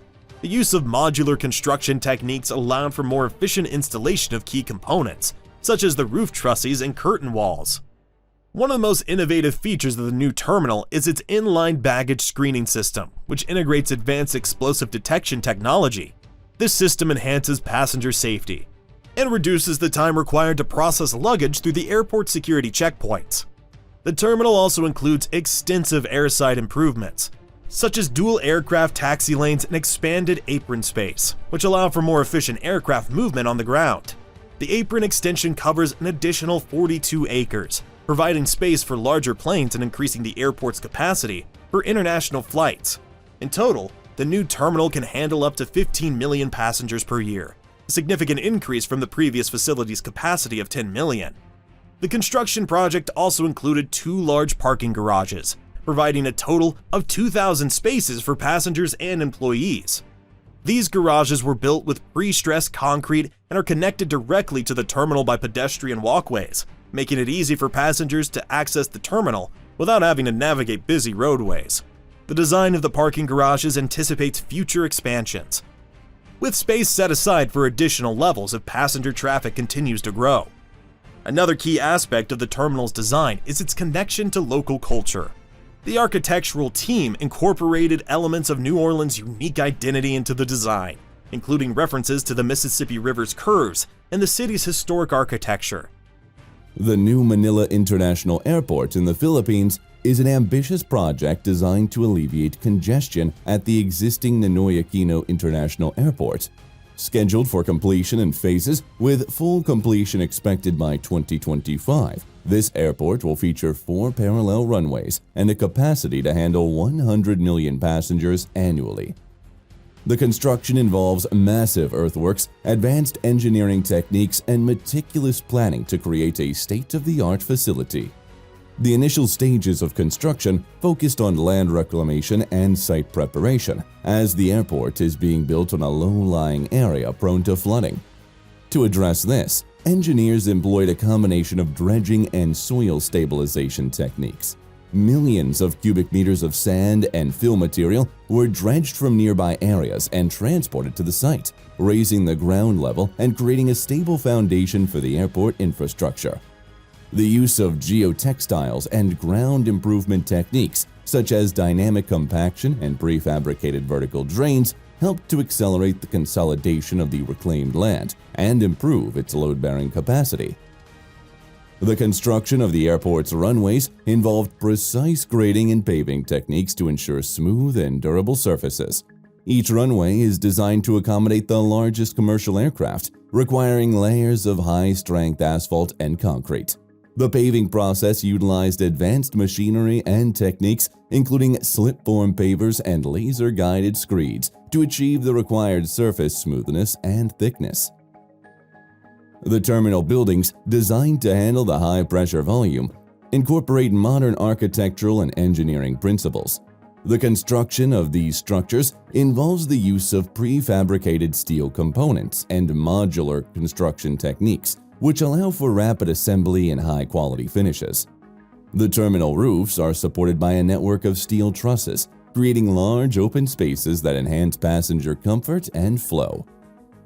One of the significant challenges of the New Manila International Airport is integrating advanced technological systems. The airport will feature state-of-the-art air traffic control systems, automated baggage handling, and advanced security screening technologies. The installation and integration of these systems require careful coordination between different contractors and suppliers, ensuring that all components work seamlessly together to provide a safe and efficient airport operation. It's time to investigate one of the tallest towers in the world next. Being the second tallest building in the world, Merdeka 118 reaches a staggering height of 678.9 meters, topped only by the Burj Khalifa in Dubai. This architectural marvel is nestled in the historic district of Kuala Lumpur, symbolically overlooking the Merdeka Stadium, where Malaysia declared independence in 1957. The project spans an impressive 118 floors, housing a mix of commercial spaces, offices, a hotel, and observation decks that offer panoramic views of the bustling city below. The construction of Merdeka 118 began in 2014, driven by a consortium led by PNB Merdeka Ventures. The project's cost was around $1.5 billion, a significant investment reflecting its scale and ambition. With a total built-up area of over 3 million square feet, the building's foundation alone required one of the largest and deepest concrete pours in the world. Merdeka 118's design is notable for its unique, diamond-faceted facade that is not only aesthetically pleasing, but also functionally adept at reducing solar heat gain, a crucial feature in Malaysia's tropical climate. The tower's spire is crafted with a series of 118 petals, representing each floor and symbolizing the unity and diversity of Malaysian culture. The project presented numerous engineering challenges, chiefly due to its towering height and the need for earthquake and wind resistance. Advanced vibration control technologies were employed, including a massive tuned mass damper to stabilize the structure against natural forces. The project utilizes cutting-edge construction materials and techniques, including high-strength, reinforced concrete and a steel frame structure that supports its mega-tall stature while allowing flexibility in design. The impact of Merdeka 118 extends beyond its physical boundaries. It is anticipated to catalyze economic growth in the area, much like the Shard in London, creating thousands of jobs and attracting tourists and professionals alike. We have to talk about a massive pipeline project that crosses multiple European countries. The Trans-Adriatic Pipeline represents a groundbreaking stride in European energy infrastructure, stretching 878 kilometers from the Greek-Turkish border through Albania and into Italy. Completed in 2020, the pipeline is a key segment of the Southern Gas Corridor, a strategic initiative to reduce dependence on Russian gas by bringing new sources to European markets. The project taps into the vast gas fields of Azerbaijan, specifically the Shah Deniz field, which holds an estimated 1.2 trillion cubic meters of gas. Constructing the pipeline was a feat of engineering and environmental planning. The pipeline crosses diverse terrains and climates, from the plains of Greece to the rugged mountains of Albania and the depths of the Adriatic Sea. Each segment poses unique challenges, such as in Albania, where the pipeline ascends to an altitude of over 2,100 meters before descending to sea level, a feat akin to laying a pipeline across the height of Mount Kilimanjaro. The project navigated delicate ecosystems and densely populated areas with minimal disruption. Advanced horizontal directional drilling was used to install sections of the pipeline beneath sensitive areas, avoiding surface disturbance to habitats and human settlements. This project required an immense investment of $4.8 billion, which is a similar cost compared to the new Berlin-Brandenburg Airport. The pipeline's specialty lies in its operational technology, including state-of-the-art compressor stations in Greece and Albania that are capable of reversing flow, meaning that Europe can either receive or send gas depending on supply and demand dynamics. But how about one of the biggest stadiums in the United Kingdom? The Tottenham Hotspur Stadium was completed in 2019 at a cost of approximately $1.5 billion. Transforming the historic White Hart Lane site in North London, the stadium incorporates cutting-edge design and innovative engineering solutions. The construction spanned 4 years and involved a peak workforce of over 3,800 people, working around the clock to meet the demanding schedule. A standout feature of the stadium is its structural steelwork. The East Stand Y column supports level 3 of the stand, reducing the number of columns at ground level and allowing for a dramatic overhang of the facade. Above these columns, an additional transfer structure creates column-free spaces, enhancing the dynamic performance of the stand. The South Stand tree structures support the massive 17,000-seat single-tier South Stand. These structures consist of 8 individual branches meeting at a complex knuckle point, providing a robust support for the stand above the sliding pitch. The North Stand features a cantilever that extends 10 meters over the tier below, using box section rakers supported by plan trusses. This design underwent extensive dynamic analysis to ensure the performance under load. The West Stand is supported by 21-meter-tall slender steel box columns, creating a spectacular open space below with propped cantilever balconies and escalator platforms suspended from the structure above. One of the stadium's most innovative features is the world's first dividing retractable football pitch. This engineering marvel allows the grass surface to slide under the South Stand to reveal an artificial turf beneath, enabling the stadium to host NFL games and other events. The retractable pitch is 105 meters long and 68 meters wide, and its movement is controlled with precision to maintain structural stability. The roof structure is another engineering highlight, featuring a lightweight cable net design with an outer compression ring and an inner tension ring. This design provides an unobstructed view for all spectators and enhances acoustics, creating an electric atmosphere during matches. The project faced several challenges, including integrating the new stadium into the dense urban fabric of North London and managing the complex logistics of such a large-scale construction site. The proximity to residential areas and the need to keep parts of the old White Hart Lane operational during the initial construction phases added to the complexity. Sustainability measures are a significant aspect of the stadium, including a commitment to zero waste to landfill and initiatives to reduce single-use plastics. The construction and operation of the stadium have significantly boosted the local economy, creating thousands of jobs and revitalizing the surrounding area. Let's move over to New York for the gigantic 2nd Avenue subway project. This heavily delayed development is now a reality that significantly enhances public transit in New York City. With a price tag of over $4.5 billion for its first phase alone, this project is among the most ambitious and expensive transit ventures in America. The 2nd Avenue subway has been on the drawing board since the 1920s. Financial challenges, political hurdles, and engineering complexities repeatedly stalled the project. After decades of setbacks, Phase 1 finally opened in January 2017. This marked the first major expansion of the subway system in New York City in over 50 years. The initial phase added 3 new stations along 2nd Avenue at 72nd, 86th, and 96th Streets. It has extended the Q train to provide service to the Upper East Side. These stations are state-of-the-art, featuring spacious platforms, elevators, escalators, and vibrant artwork. This makes them some of the most visually appealing ones in the system.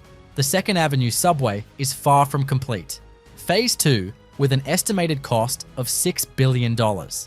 This will extend the line north to Harlem, adding 3 more stations at 106th, 116th, and 125th Streets. Additional phases will eventually stretch the line down to Hanover Square in Lower Manhattan. The proposed full line would be 8.5 miles and 16 stations long, serve a projected 560,000 daily riders, and cost more than $17 billion. This project has dramatically reduced congestion on the overcrowded Lexington Avenue line. This was previously the only subway serving the area. It has also improved connectivity for Upper East Side residents, cutting travel times and boosting property values in the neighborhood. The subway has boosted economic development along 2nd Avenue, attracting new businesses, residential projects, and retail establishments. It has also improved accessibility for low-income and minority communities in East Harlem, addressing long-standing inequities in transit service. Despite its successes, the 2nd Avenue subway has faced criticism for its high costs, delays, and limited scope. Each phase has taken years to plan and build, raising questions about the efficiency of large-scale transit projects in the US. In coming years, the 2nd Avenue subway will continue to transform the transit network in New York City. The skyline of Dubai will soon welcome a new icon in 2025, called Ciel Tower, the tallest hotel in the world. Rising to 365 meters with 82 floors, this $500 million project redefines luxury and innovation in hospitality. Designed by London-based NORR Group, this architectural marvel is set to be completed in early 2025. Located in the prestigious Dubai Marina District, Ciel Tower offers breathtaking views of the city, Dubai Marina, and Palm Jumeirah. The Ciel Observatory deck on the 82nd floor provides a 360-degree panoramic view, ensuring guests enjoy a truly unforgettable experience. This sky-high oasis is designed to blend elegance with cutting-edge technology, setting a global benchmark for hotel architecture. The cold bent glass facade of the building is a striking feature, combining modern aesthetics with sustainability. The curved glass allows natural air circulation, enhancing energy efficiency throughout the structure. This careful design not only maximizes the views, but also reduces the environmental footprint. Vertical landscape terraces weave through the height of the tower, bringing green spaces and natural beauty to each floor. The unique structure of Ciel Tower has already earned it several awards, including the Best International Hotel Architecture Award at the 2019 International Property Awards. The bold shape of this tower, a sleek cylinder with an open center, creates a distinctive silhouette against the Dubai skyline. Ciel Tower is built to offer an unmatched luxury experience. With 1,042 suites, it provides a diverse range of accommodations, from luxurious suites to serviced apartments. Each suite features floor-to-ceiling windows, filling rooms with natural light and offering panoramic city views. The rooftop infinity pool on the 76th floor is a showstopper, allowing guests to swim with stunning views of the Arabian Gulf. For relaxation and wellness, Ciel Tower offers a spa and fitness center on the 54th floor. Guests can unwind while enjoying expansive views, making even a workout feel like a luxurious experience. The Sunset Lounge on the 74th floor provides the perfect spot to relax with a cocktail, watching Dubai's skyline glow in the evening light. At Ciel Tower, dining is as elevated as the view. Multiple high-end restaurants, including those on the rooftop, offer gourmet dining with spectacular city views. The Horizon Bar on the 76th floor and a variety of other culinary options cater to every taste, making dining an experience to remember. Constructing Ciel Tower required overcoming numerous challenges, including resource efficiency, sustainability, and wind resistance at such heights. Early in the design, computational fluid dynamics and wind tunnel modeling influenced the shape and structure of the building. These advanced techniques ensure Ciel Tower remains resilient against strong winds while maximizing structural efficiency. Dubai Marina, where Ciel Tower stands, is a vibrant area known for its high-rise buildings and canals. As the largest man-made marina globally, it's home to shopping malls, restaurants, and luxury accommodations, making it one of the most visited districts in Dubai. Ciel Tower will further elevate the status of Dubai Marina as a premier destination for leisure and luxury living. It's time to investigate the New Harbor Bridge mega project, which is located in Texas. Spanning a total of 6.5 miles, including bridge and roadway segments, this project will become the longest cable-stayed bridge in the United States once completed. With a main span stretching 1,661 feet, this new infrastructure is crucial not only for improving transportation efficiency, but also for accommodating larger ships passing through the channel due to its vertical clearance of 205 feet. The main span of the bridge uses a cable-stayed design, which is ideal for long spans because of its ability to carry heavy loads with fewer piers, reducing the obstruction to marine traffic below. The bridge's two towers, which rise 538 feet above the ground, support the main span via high-tension steel cables. This design allows for a cleaner, more open space beneath the bridge, enhancing navigation for vessels in the port. Each tower has a base roughly the size of 2 basketball courts, providing the necessary stability for the massive structure. The construction of the bridge relies on precast segmental construction methods. Large concrete segments of the bridge are cast off-site and then transported to the construction site, where they are lifted into place using overhead launching gantries. This segmental approach not only speeds up construction, but also ensures a high level of precision and consistency in the assembly process. Each segment is carefully fitted together, and post-tensioning is applied to ensure the structure remains stable under heavy loads, particularly during high winds and potential seismic events. A key component of the project is the use of launching gantries for the erection of the bridge spans. These gantries are massive cranes that lift and place each precast segment onto the structure, allowing the bridge to be built in a span-by-span fashion. For the longest spans, such as the 207-foot approach spans, a progressive cantilever method is used, where segments are added sequentially on both sides of the pier until they meet in the middle. This method reduces the need for temporary scaffolding, which is particularly beneficial over water. The foundation work for the bridge involved extensive geotechnical engineering, particularly because of the soft, unstable soils in the area. More than 5,000 piles were driven deep into the ground to ensure a stable base for the bridge piers. These piles reach down to the bedrock, providing the necessary support for the massive structure above. This deep foundation system is essential in Corpus Christi's coastal environment, where shifting soils and potential flooding pose significant engineering challenges. One of the challenges faced during construction has been the resolution of design issues related to structural safety. In 2022, work on the main span has temporarily halted due to concerns raised by an independent review, which identified 5 critical design flaws. These included deficiencies in the pylon drilled shafts and connection issues between the delta frames and precast box segments. After months of collaboration, these issues were resolved by adding additional steel reinforcement and modifying the design to ensure long-term stability. The project is expected to be completed by 2025, and when finished, it will not only enhance traffic flow in the region, but also serve as a major architectural landmark for South Texas. The New Harbor Bridge is designed with a lifespan of 170 years, ensuring that it'll continue to play a vital role in the region's infrastructure for generations to come. With a construction cost of approximately $930 million, it represents a significant investment in the future of Corpus Christi's transportation network. The Leonard P. Zakim Bunker Hill Memorial Bridge in Boston, completed in 2003, is a notable example of modern engineering and construction. The cable-stayed bridge, part of the Big Dig project, required innovative techniques and precise execution.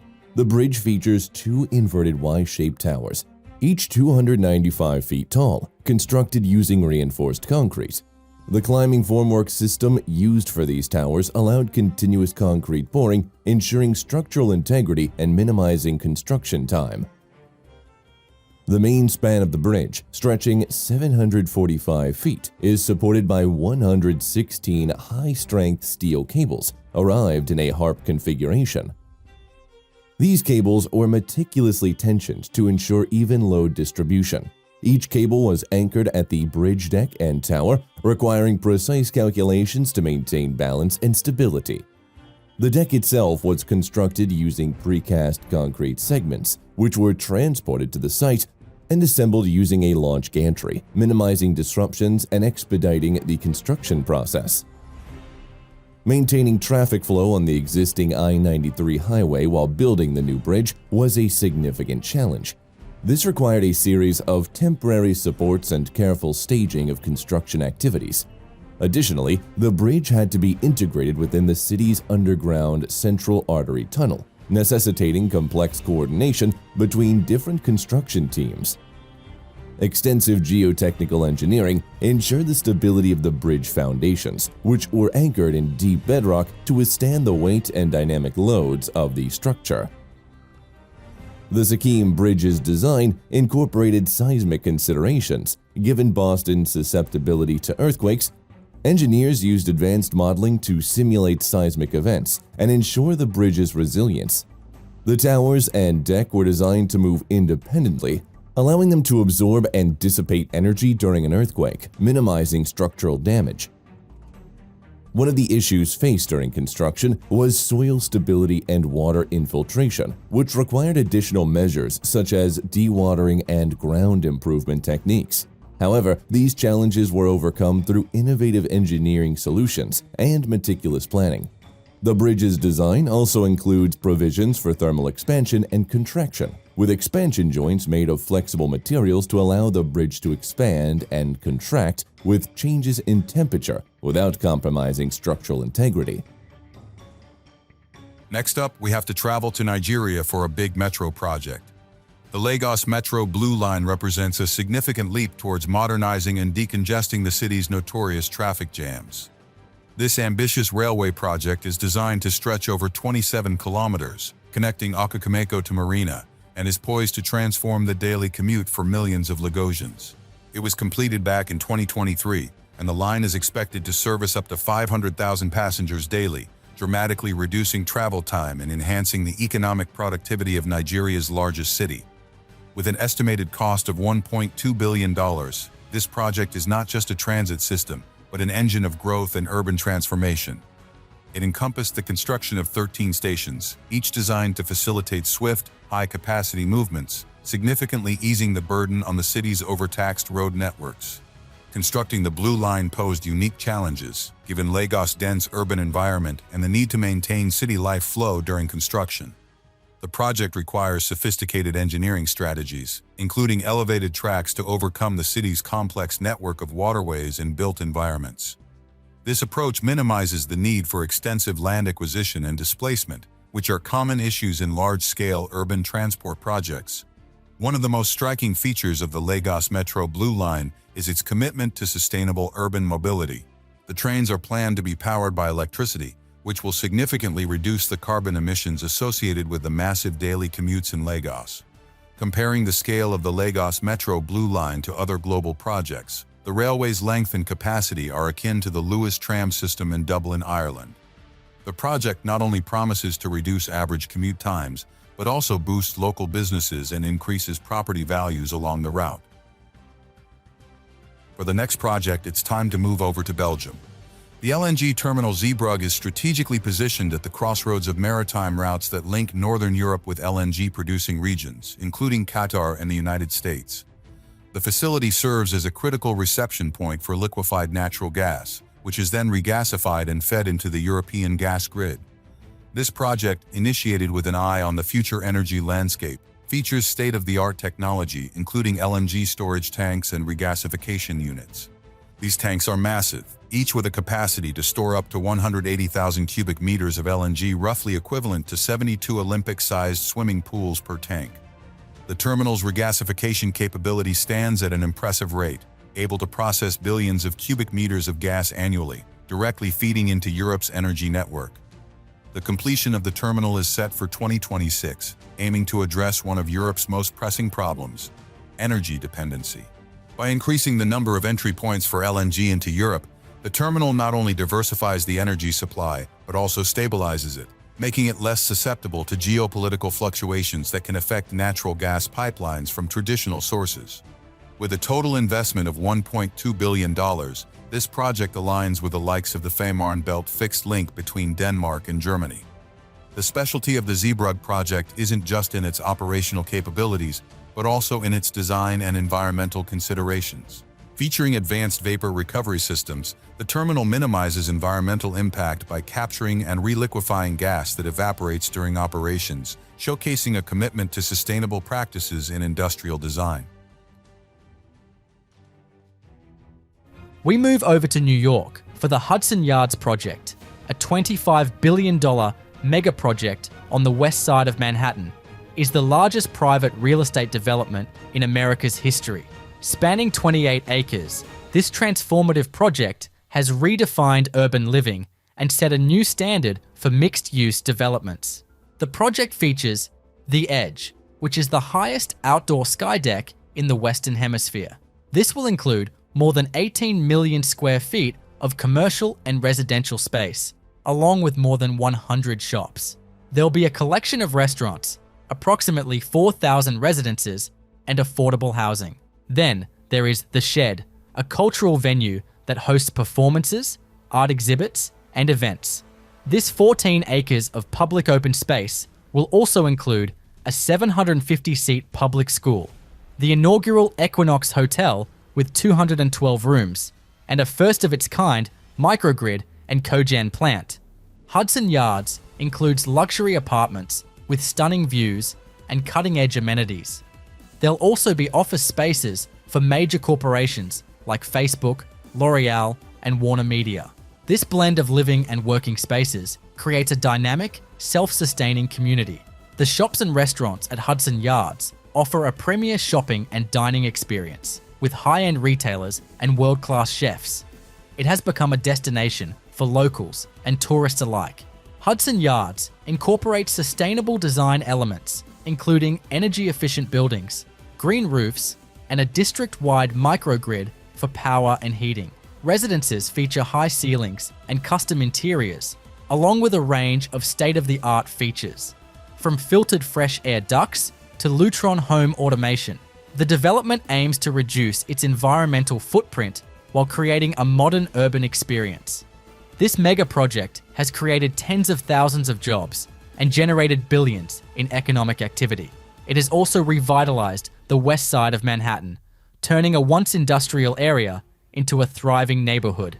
Hudson Yards has faced criticism for its high costs, exclusivity, and limited affordability. Some argue that it caters to the wealthy while neglecting the needs of lower-income residents. The Gordie Howe International Bridge is a cross-border project that connects Detroit, Michigan in the United States with Windsor, Ontario in Canada.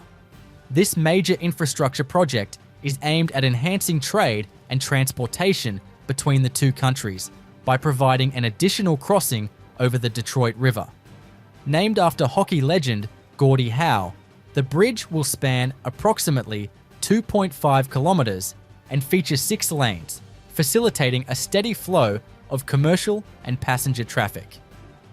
Designed with cutting-edge engineering, the bridge is expected to be one of the longest cable-stayed bridges in North America.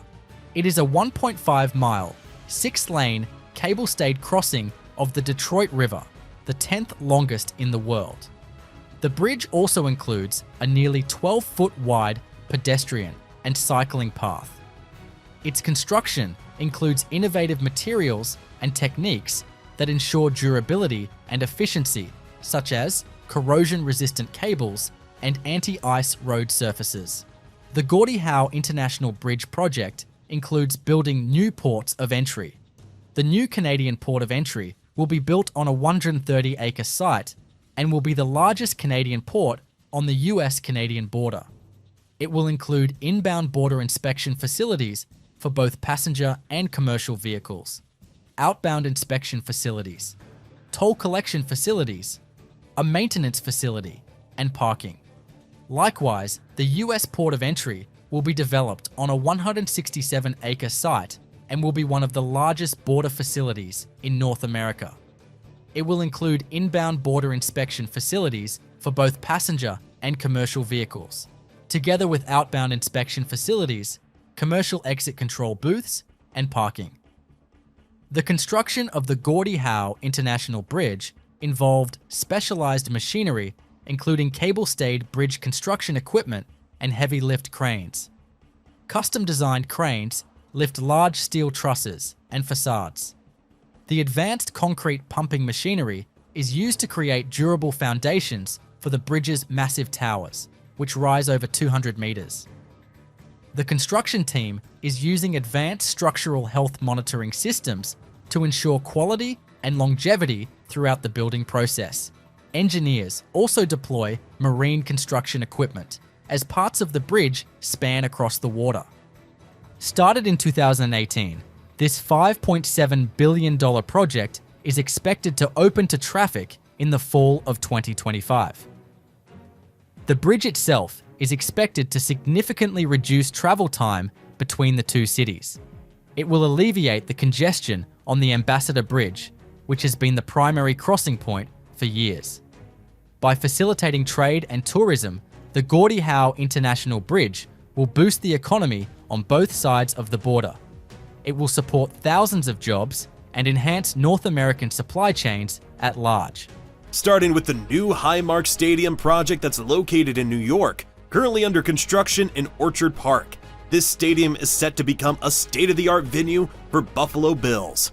The $1.4 billion project will replace the existing stadium and bring modern amenities and construction innovations to the region.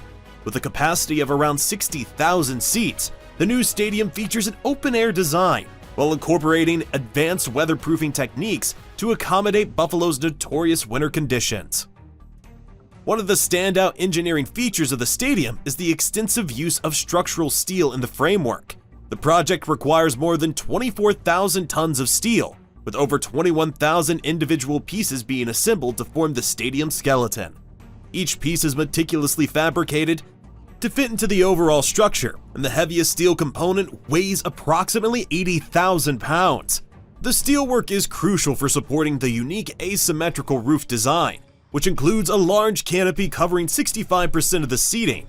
This canopy spans over 260,000 square feet and is designed to shield spectators from harsh weather without enclosing the stadium entirely, allowing for a traditional football experience in an open-air setting. The roof itself is supported by 50 massive steel trusses, each carefully engineered to distribute the weight of the canopy and handle Buffalo's heavy snowfalls and strong winds. The structural engineers have calculated wind and snow loads to ensure the stadium can endure the region's extreme weather conditions. This focus on resilience includes designing the roof and canopy to handle up to several feet of accumulated snow while maintaining the integrity of the structure. The steel framework is connected by more than 210,000 bolts, each contributing to the overall strength of the building. The construction site itself is a bustling hub of activity, with more than 1,500 tradespeople expected to work on the project at its peak. The logistics of the construction process are complex, with tight schedules and meticulous planning required to keep everything on track. Workers are expected to log more than 6.2 million labor hours by the time the project is complete. Managing the delivery and assembly of large steel components and other materials has been a critical part of the construction process, with delivery scheduled to ensure just-in-time arrival on the site, minimizing storage issues and keeping the site as organized as possible. The stadium will also feature a variety of premium seating options, including luxury suites, clubs, and ledge seats, offering fans a high-end experience. These areas will be strategically located to provide optimal views of the action on the field while offering a comfortable and exclusive atmosphere. The design of the seating bowl ensures that fans are close to the field, maintaining the intimate and intense atmosphere that has characterized Buffalo Bills games at the old Highmark Stadium. The Hisingsbron Bridge in Gothenburg, Sweden, a vertical lift bridge, is a remarkable engineering project aimed at replacing the aging Gordie Bridge. Scheduled for completion in 2021, the Hisingsbron Bridge stands out for its innovative design and construction techniques. The bridge spans approximately 1,300 feet and features a vertical lift mechanism, allowing it to accommodate both road and maritime traffic efficiently. The construction began with the installation of deep foundation piles, driven into the riverbed to provide a stable base for the bridge piers. These piles were made of high-strength steel and concrete, capable of withstanding the dynamic loads from both the bridge structure and passing ships. This foundation work required precise geotechnical surveys and advanced piling techniques to ensure the stability and longevity of the structure. The bridge's main span is constructed using steel box girders, which are prefabricated off-site and transported to the construction site. These girders were then lifted into place using heavy lift cranes and connected to the piers. The use of prefabrication allowed for high-quality control and reduced on-site construction time. Each girder segment was meticulously aligned and welded to form a continuous structure, ensuring the bridge's strength and durability. One of the unique features of the Hisingsbron Bridge is its vertical lift mechanism, which allows the central span to be raised to a height of 150 feet, providing clearance for maritime traffic. The lifting system consists of counterweights and powerful electric motors, designed to operate smoothly and reliably. The bridge's control system includes advanced sensor and automation technology, allowing for precise and efficient operation. The construction also included the development of approach ramps and road connections, integrating the bridge into Gothenburg's existing transportation network. This required extensive earthworks and the construction of retaining walls and embankments to support the elevated roadways. The approach ramps were designed to provide smooth transitions and minimize disruptions to traffic flow. But how about one of the most impressive airports in Australia? Slated to open in 2026, the Western Sydney Airport is being constructed in Badgerys Creek, an area poised to become a thriving aerotropolis in the heart of Sydney's rapidly growing western region. With an estimated cost of over 5.3 billion Australian dollars, the airport is designed to handle up to 10 million passengers per year upon its opening, with plans to expand capacity to accommodate 82 million passengers annually by 2060. This makes it one of the largest infrastructure projects currently underway in Australia, set to rival global giants like London Heathrow. Covering a sprawling site of approximately 1,780 hectares equivalent to about 2,500 football fields, the airport's construction is a massive undertaking. It involves moving more than 25 million cubic meters of earth during the initial phases alone. The airport's construction has created approximately 11,000 jobs in the Western Sydney region, providing a significant boost to local employment. Workers are involved in everything from site preparation and runway construction to the high-tech installation of baggage handling systems and the integration of renewable energy facilities to power the airport. One of the innovative features of Western Sydney Airport is its commitment to sustainability. The project includes plans for a 100,000 square meter on-site solar farm, which will significantly reduce the airport's carbon footprint. Additionally, the airport is designed with the latest advancements in green building technology, aiming for a 6-star Green Star rating from the Green Building Council of Australia. The challenges of constructing Western Sydney Airport are manifold. The site's vast size and semi-rural location require extensive new infrastructure, all built from scratch. Managing the environmental impact of such a large development is also a key focus, with comprehensive strategies in place to protect local biodiversity, including the preservation of natural waterways and the planting of native vegetation. It's time to go to Germany next, where Stuttgart 21 is being constructed. This project is a visionary rail and urban development project that fundamentally transforms Stuttgart's transport infrastructure and urban landscape. Initiated with construction in 2010, Stuttgart 21 is one of the most complex rail projects in Europe. It involves the excavation of 57 kilometers of new tunnels and the construction of 25 kilometers of new rail lines. The scale of earth moved in this project is staggering enough to fill several thousand Olympic-sized swimming pools. This involves intricate engineering to handle and dispose of materials while ensuring stability for new and existing structures. Additionally, the project includes the redevelopment of 100 hectares of land in the city center, which will provide space for new homes, parks, and commercial areas once the rail lines are underground. The project has faced numerous challenges since its inception, including public protests and escalating costs. Originally estimated at around $4.5 billion, the budget has since ballooned to approximately $9.8 billion, making it one of the most expensive infrastructure projects in Europe. The increase in costs and the time required to manage such a massive undertaking have been points of contention and public debate. Despite these challenges, the benefits of Stuttgart 21 are projected to be significant. The new station will reduce travel times, increase train capacity, and improve connectivity between Stuttgart and major European cities. It's expected to enhance local and regional economic development and reduce traffic congestion in Stuttgart's city center. Approximately 5,000 workers are involved in this project, employing cutting-edge construction techniques and technologies. For instance, the use of slab track, a type of railway track that provides a consistent and stable base, is a key feature in modernizing the railway system. Comparatively, the total cost of $9.8 billion reflects a financial scale similar to that of constructing the new Terminal 5 at London's Heathrow Airport, underscoring the significant investment required for state-of-the-art infrastructure projects. It's time to talk about a brand new megatall skyscraper that was recently built in Poland. Warsaw Tower is located in Warsaw, Poland, and stands at 310 meters tall, making it the tallest building in the European Union. The project, developed by H.B. Reavis and designed by Foster Plus Partners, began construction in 2015 and concluded in 2022. The towering structure is a key component of the Warsaw Place mixed-use development, which includes Warsaw 1 and Warsaw 2 with heights of 81 and 90 meters. The construction of Warsaw Tower presented numerous engineering challenges, particularly due to its proximity to Warsaw's Central Railway Station. To address the high water table and poor soil conditions, engineers implemented a deep foundation system with piles extending up to 36 meters below ground. These piles are essential for supporting the tower's immense weight and ensuring long-term stability. The tower's superstructure consists of a reinforced concrete core and steel framework. The concrete core, housing the elevators and emergency staircases, provides the primary vertical support.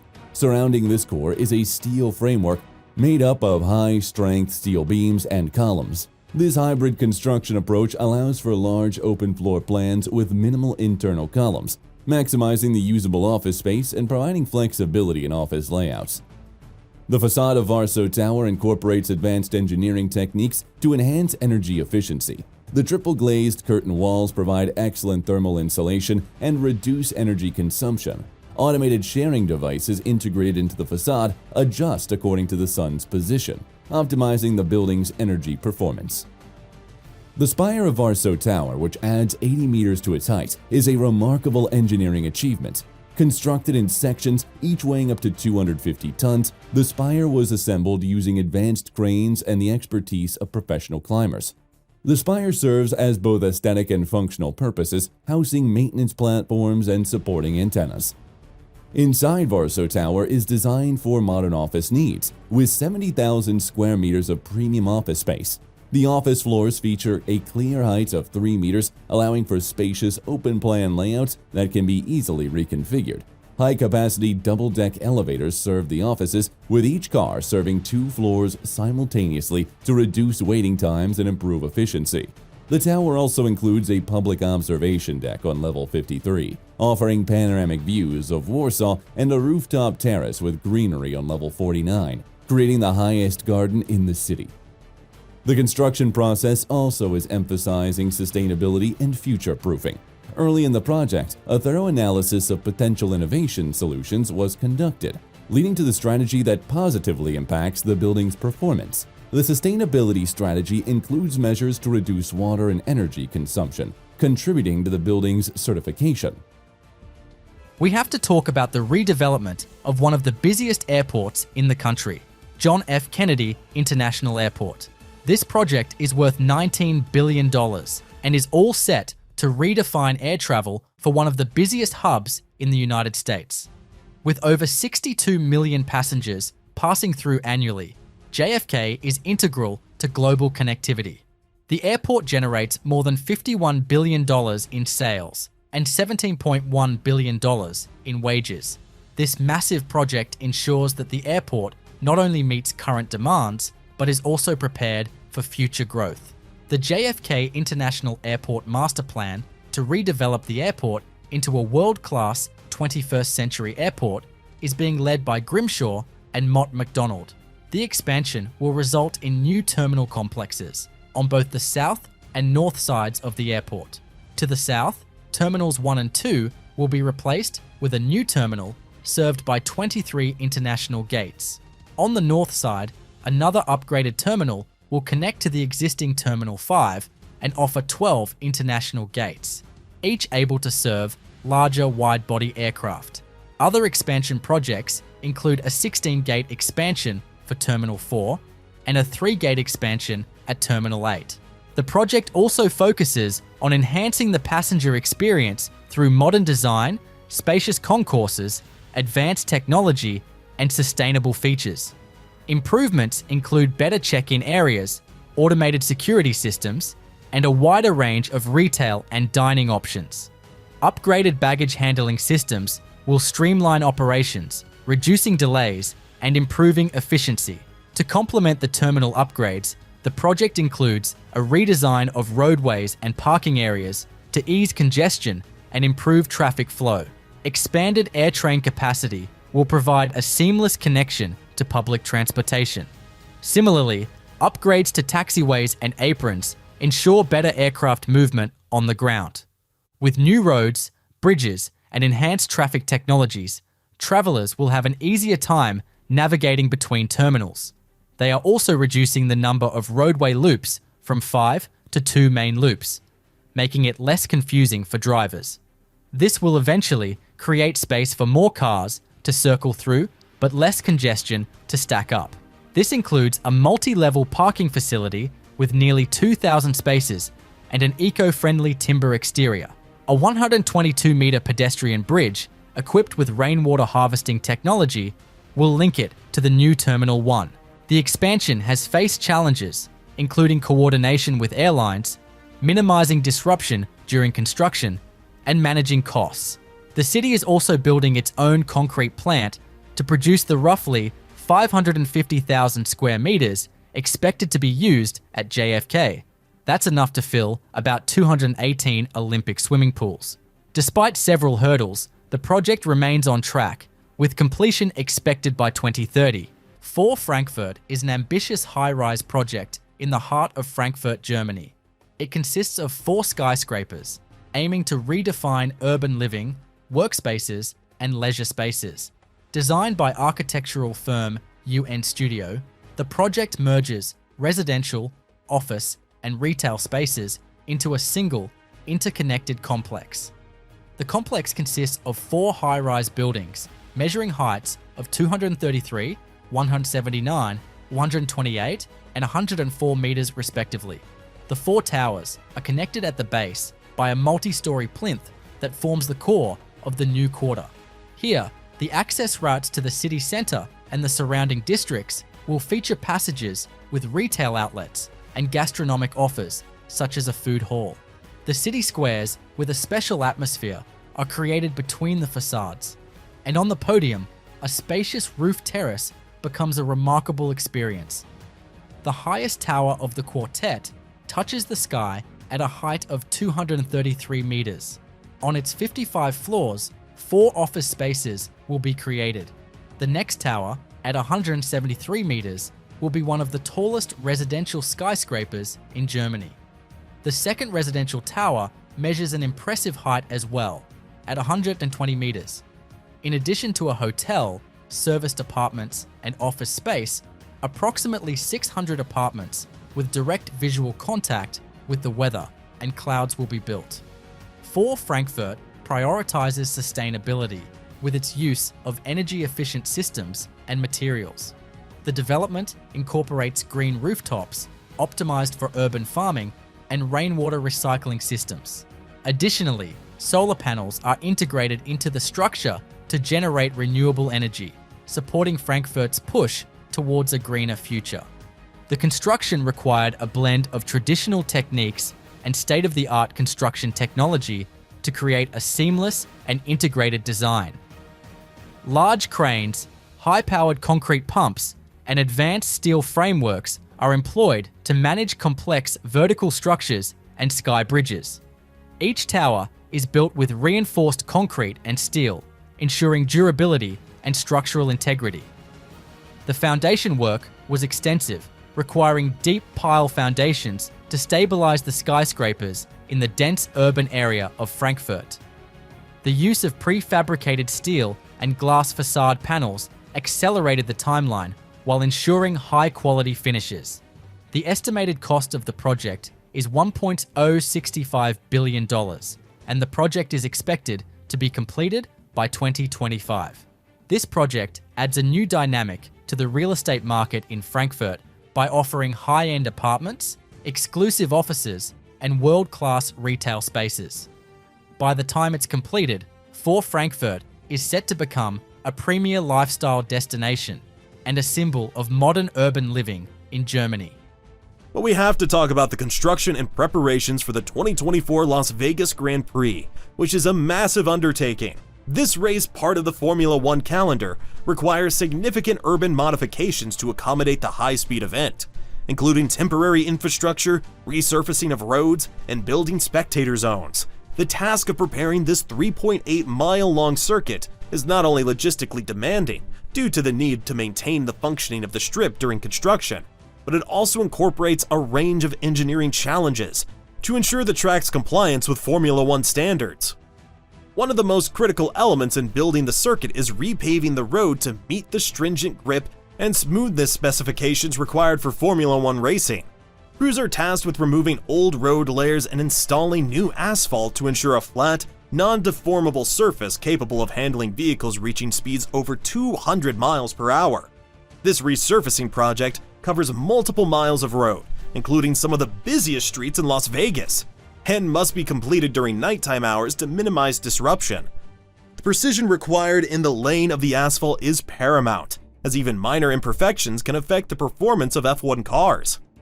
Another significant aspect of the construction process involves setting up safety barriers and fencing along the entire track.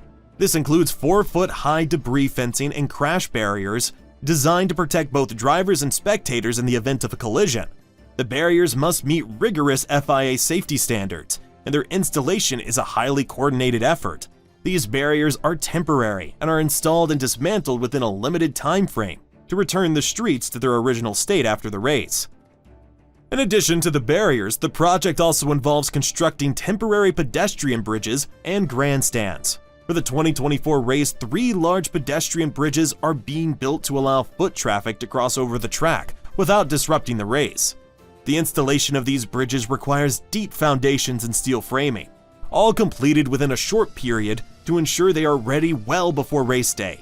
Each bridge is capable of holding large crowds and must be inspected thoroughly for structural integrity. The pit building located near Harmon Avenue and Koval Lane is another key feature of the race infrastructure. This multi-story building is designed to house the team's garages, media areas, and other essential functions during the race. Its construction involves erecting a steel frame and concrete foundation to support the various loads required during the event. The timeline for this project is extremely tight, with the building going up in just under a year. The compressed schedule puts immense pressure on the construction crews to meet all structural and safety requirements while keeping on schedule.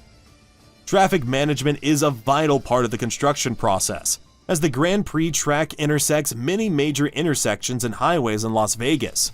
During the preparation period, sections of the strip and surrounding roads will be closed at night for construction, while temporary bridges and alternative routes are established to maintain access to businesses and casinos along the race course. Traffic control teams work closely with local authorities to ensure that disruption is minimized and that workers and machinery can operate efficiently within these high-traffic areas.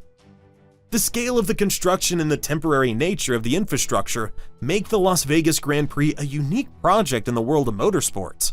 With more than 1,500 workers involved at peak times, The project requires not only tight coordination among various contractors, but also the use of advanced construction techniques to ensure everything is built to Formula One strict specifications. The Red Line Doha Tunnel in Qatar is a key component of the Doha Metro network, designed to provide efficient and reliable public transportation. The construction of this 25-mile-long tunnel, completed in 2019, involved several engineering and logistical challenges, particularly given the region's geological conditions. The tunnel was constructed using tunnel boring machines, which are highly specialized for excavating through the soft rock and soil conditions prevalent in Doha. Each TBM was over 328 feet long and weighed approximately 1,200 tons. These machines were equipped with rotating cutter heads that excavated the soil and rock, which was then transported out of the tunnel using conveyor belts. The construction also involved the careful monitoring and management of ground settlement, particularly in urban areas. Advanced geotechnical instruments such as inclinometers and extensometers were installed to monitor ground movements and ensure the tunnel's stability. This real-time data allowed engineers to adjust construction methods and implement corrective measures as needed, minimizing the impact on existing buildings and infrastructure. The Red Line Doha Tunnel features a dual-track system, allowing for high-frequency train services. The tunnel is equipped with state-of-the-art systems for ventilation, lighting, and emergency evacuation. The ventilation system is designed to maintain air quality and manage smoke in the event of a fire, ensuring passenger safety. The construction process also included the development of underground stations, which required extensive excavation and support systems. These stations were designed with large open spaces to accommodate passenger flow and provide a comfortable environment. The use of advanced structural engineering techniques, such as diaphragm walls and deep foundation piles, ensured the stability and durability of these underground structures. The Red Line Doha Tunnel project showcases the application of advanced tunneling technology and engineering practices to create a modern, efficient, and resilient public transportation system. The project addresses the growing demand for sustainable transportation solutions in Doha, providing a reliable and high-capacity metro network that supports the city's development and connectivity. It's time to move over to Canada next, where the Toronto Waterfront Revitalization Project is located. Spanning over 800 hectares along the Lake Ontario shore, this ambitious initiative seeks to redevelop Toronto's waterfront into a vibrant, sustainable area that serves as a public and economic hub. With an estimated budget exceeding 30 billion Canadian dollars, the revitalization is set to be one of the most significant urban transformations in North American history. Launched in early 2000, this multi-decade project aims to complete its various phases by 2040. It integrates residential, commercial, and cultural spaces, alongside sprawling green parks and public gathering areas. This comprehensive approach is designed to rejuvenate the waterfront while addressing the urban challenges of connectivity, sustainability, and community integration. The project features rainwater recycling systems, green roofs, and state-of-the-art waste management technologies. Moreover, it focuses on creating a pedestrian-friendly environment with extensive bike lanes and walkways, reducing reliance on vehicles and lowering the carbon footprint. The construction of the revitalized waterfront includes the creation of new residential units capable of housing over 40,000 people, along with providing employment opportunities for thousands more. Challenges faced during the revitalization are manifold. The project involves complex coordination between multiple government entities and private stakeholders. Additionally, the construction must deal with the existing urban infrastructure and the sensitive lakeside ecosystem, requiring innovative construction methods such as underwater building techniques and the use of environmentally friendly materials. A special feature of the Toronto waterfront revitalization is the development of the Quayside neighborhood, planned to be a model of smart city technology. It includes adaptive traffic systems, energy-efficient buildings, and advanced digital infrastructure that enhances living and working spaces through technology. It's time to investigate the London Array offshore wind farm next. This colossal project, operational since 2013, spans an area of 100 square kilometers, roughly the size of 14 football fields, making it one of the largest offshore wind farms in the world. Comprising 175 turbines, each towering up to 147 meters high. The London Array has a peak capacity of 630 megawatts. This enormous output is capable of powering nearly 500,000 homes, significantly contributing to the UK's renewable energy targets. The installation of turbines in a marine environment posed complex challenges, from logistical hurdles in transporting massive components by sea to installing them on the seabed amidst varying weather conditions. The project also necessitated the laying of over 200 kilometers of underwater cables that connect the turbines to each other and to the power grid onshore. Safety and environmental sustainability were paramount throughout the construction phase. Innovative measures were implemented to protect the local marine ecosystem, including the use of bubble curtains, a technique that minimizes the impact of underwater noise on marine life during pile-driving activities. The scale of the London Array can be likened to that of the Hoover Dam in terms of electricity output, although the technologies and the environments they harness are vastly different. The investment of $2.35 billion into this project places it among the titans of European mega-projects.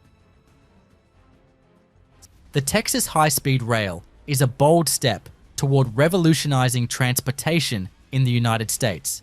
Connecting Dallas and Houston, this $30 billion project aims to bring Japanese Shinkansen technology to the Lone Star State. This offers a 90-minute journey between two of the fastest-growing cities in the nation. With trains traveling at speeds up to 205 miles per hour, it promises to halve travel times and provide a sustainable alternative to congested highways and overcrowded airports. The route spans 240 miles, starting in Dallas and running through Grimes County before reaching Houston. 3 state-of-the-art stations are planned. The Dallas station will be located in the Cedars District, close to major highways and the K. Hutchison Convention Center. The Brazos Valley Station in Grimes County will connect to Texas A&M University, stimulating local economic development. In Houston, the station will rise at the former Northwest Mall site, offering easy access to the energy corridor and other business hubs. The technology driving this project is the Japanese Shinkansen system, renowned for its safety and reliability. Since its induction in 1964, the Shinkansen has achieved an unbelievable record, with 0 passenger fatalities due to accidents. Texas Central, the private company behind the project, plans to use this proven model, adapted to American needs. The trains will feature wide aisles, fast Wi-Fi, and smooth, frequent services, running every 30 minutes at peak times. Construction of the rail line is expected to leverage advanced engineering and machinery. High-capacity cranes, specialized rail-laying machines, and advanced tunneling equipment will be employed to ensure precision and speed. The relatively flat terrain between Dallas and Houston minimizes the need for extensive tunneling or complex infrastructure. This makes the route ideal for high-speed rail. Despite this, the project has faced challenges, including opposition from landowners and questions about financing. Texas is uniquely suited for high-speed rail. With a population of over 29 million and a GDP exceeding $2 trillion, the growing economy and urban expansion of the state create a strong demand for efficient transportation. Dallas and Houston, home to nearly 20 million people combined, are economic powerhouses. The project could eventually expand to include cities like Austin and San Antonio, further increasing its reach and utility. The benefits of the Texas high-speed rail extend beyond convenience. By reducing car and air travel, the project aims to cut greenhouse gas emissions and alleviate road congestion. It's estimated to create 10,000 construction jobs annually and 1,500 permanent jobs once operational. Moreover, it could serve as a model for other high-speed rail projects across the US. This is sparking a new era of sustainable infrastructure. Despite setbacks and uncertainties, the Texas high-speed rail holds immense potential. If successful, it will redefine how Americans travel, combining speed, sustainability, and innovation. While the road ahead is challenging, the vision of a connected, efficient future keeps the project moving forward. The early 2030s could mark the dawn of high-speed rail in America, with Texas leading the charge. Sydney is on the verge of a transportation revolution. The Sydney Metro system promises faster, more efficient travel across the city. As the largest public transport project in Australia, this fully automated $21 billion driverless metro aims to transform commuting in Sydney. The Sydney Metro is designed to cover 66 kilometres with 31 stations. Its first stage, Sydney Metro Northwest, launched in 2019, running from Rouse Hill to Bankstown. From Sydenham, a second stage of the extension will convert a section of the existing Bankstown railway line to rapid transit standards. This addition will run through twin 15.5 kilometre tunnels under Sydney Harbour, the longest tunnels of their kind in Australia. This final extension is set to open in late 2025. The centrepiece of the metro network is Martin Place, a massive central hub linking key lines across Sydney. This central location is expected to significantly boost Sydney's economy by making it easier for people to travel for work and leisure. The 30-kilometre route from Castle Hill to Bankstown can be covered in just 35 minutes, making trips that once took hours feel almost instantaneous. By 2024, the Metro aims to operate with a 98% on-time reliability rate and provide trains every 4 minutes during peak hours. Unlike traditional railways, the Sydney Metro won't rely on a fixed timetable. Passengers can simply turn up and expect a train within minutes. The Metro aims to handle 40,000 passengers an hour, nearly double the capacity of the existing suburban trains in Sydney, which manage 24,000 passengers. The benefits extend beyond convenience. The new Metro is expected to reduce traffic congestion on Sydney's busy roads, offering an alternative that will ease the notorious gridlock in the city. Additionally, the system is set to increase passenger capacity by 60%, allowing more people to travel quickly and efficiently throughout Sydney. Building the Sydney Metro is no small achievement. The construction involved 5,000 workers, including 400 specialised tunnellers and 5 powerful tunnel boring machines. One of these TBMs is an engineering marvel designed to tunnel beneath Sydney Harbour. Weighing 900 tonnes, this 120-metre long machine operates with high-strength alloy discs on its cutting head. These are capable of breaking through the rock and carrying it away on a conveyor belt. As it moves, the TBM creates a circular tunnel lined with pre-constructed concrete segments. Each segment is carefully positioned using a vacuum lifting device, ensuring a seamless tunnel wall. The TBM then advances 1.7 metres and starts the process again. Underneath Sydney Harbour, the machine turns excavated rock into a slurry. This is pumped to the surface and transported by barges, minimising disruption to the bustling harbour above. The Sydney Metro will also offer advanced technology to support passengers. Real-time train information will be available at every station, accessible through a range of connected phone apps. These digital tools make planning trips easier, enabling riders to see when trains will arrive and monitor any service updates. The impact of the Sydney Metro system extends beyond travel time. Its creation supports Sydney's vision of a 30-minute city where people can reach work, schools, and essential services within half an hour. This metro system doesn't just connect locations, it connects communities, making Sydney a more accessible and dynamic city. With no need to wait for a timetable, people can move freely, efficiently, and reliably. But have you ever heard of the gigantic Ohio River Bridges project? It's a significant infrastructure effort aimed at improving cross-river connectivity between Kentucky and Indiana. The Abraham Lincoln Bridge and the Lewis and Clark Bridge are two major components of the project, which are connected by reconfigured highways and interchanges. Construction of the Abraham Lincoln Bridge began in 2013. This cable-stayed bridge is designed with 3 towers supporting a 6-lane roadway that spans 2,510 feet.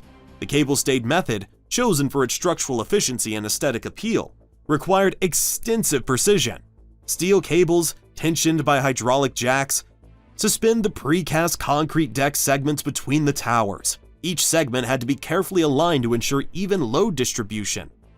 This technique allowed for long spans without the need for multiple piers in the river, preserving the river's navigability while maintaining structural integrity. The second major part of the project featured the construction of the Lewis and Clark Bridge, located 8 miles upstream from the downtown area.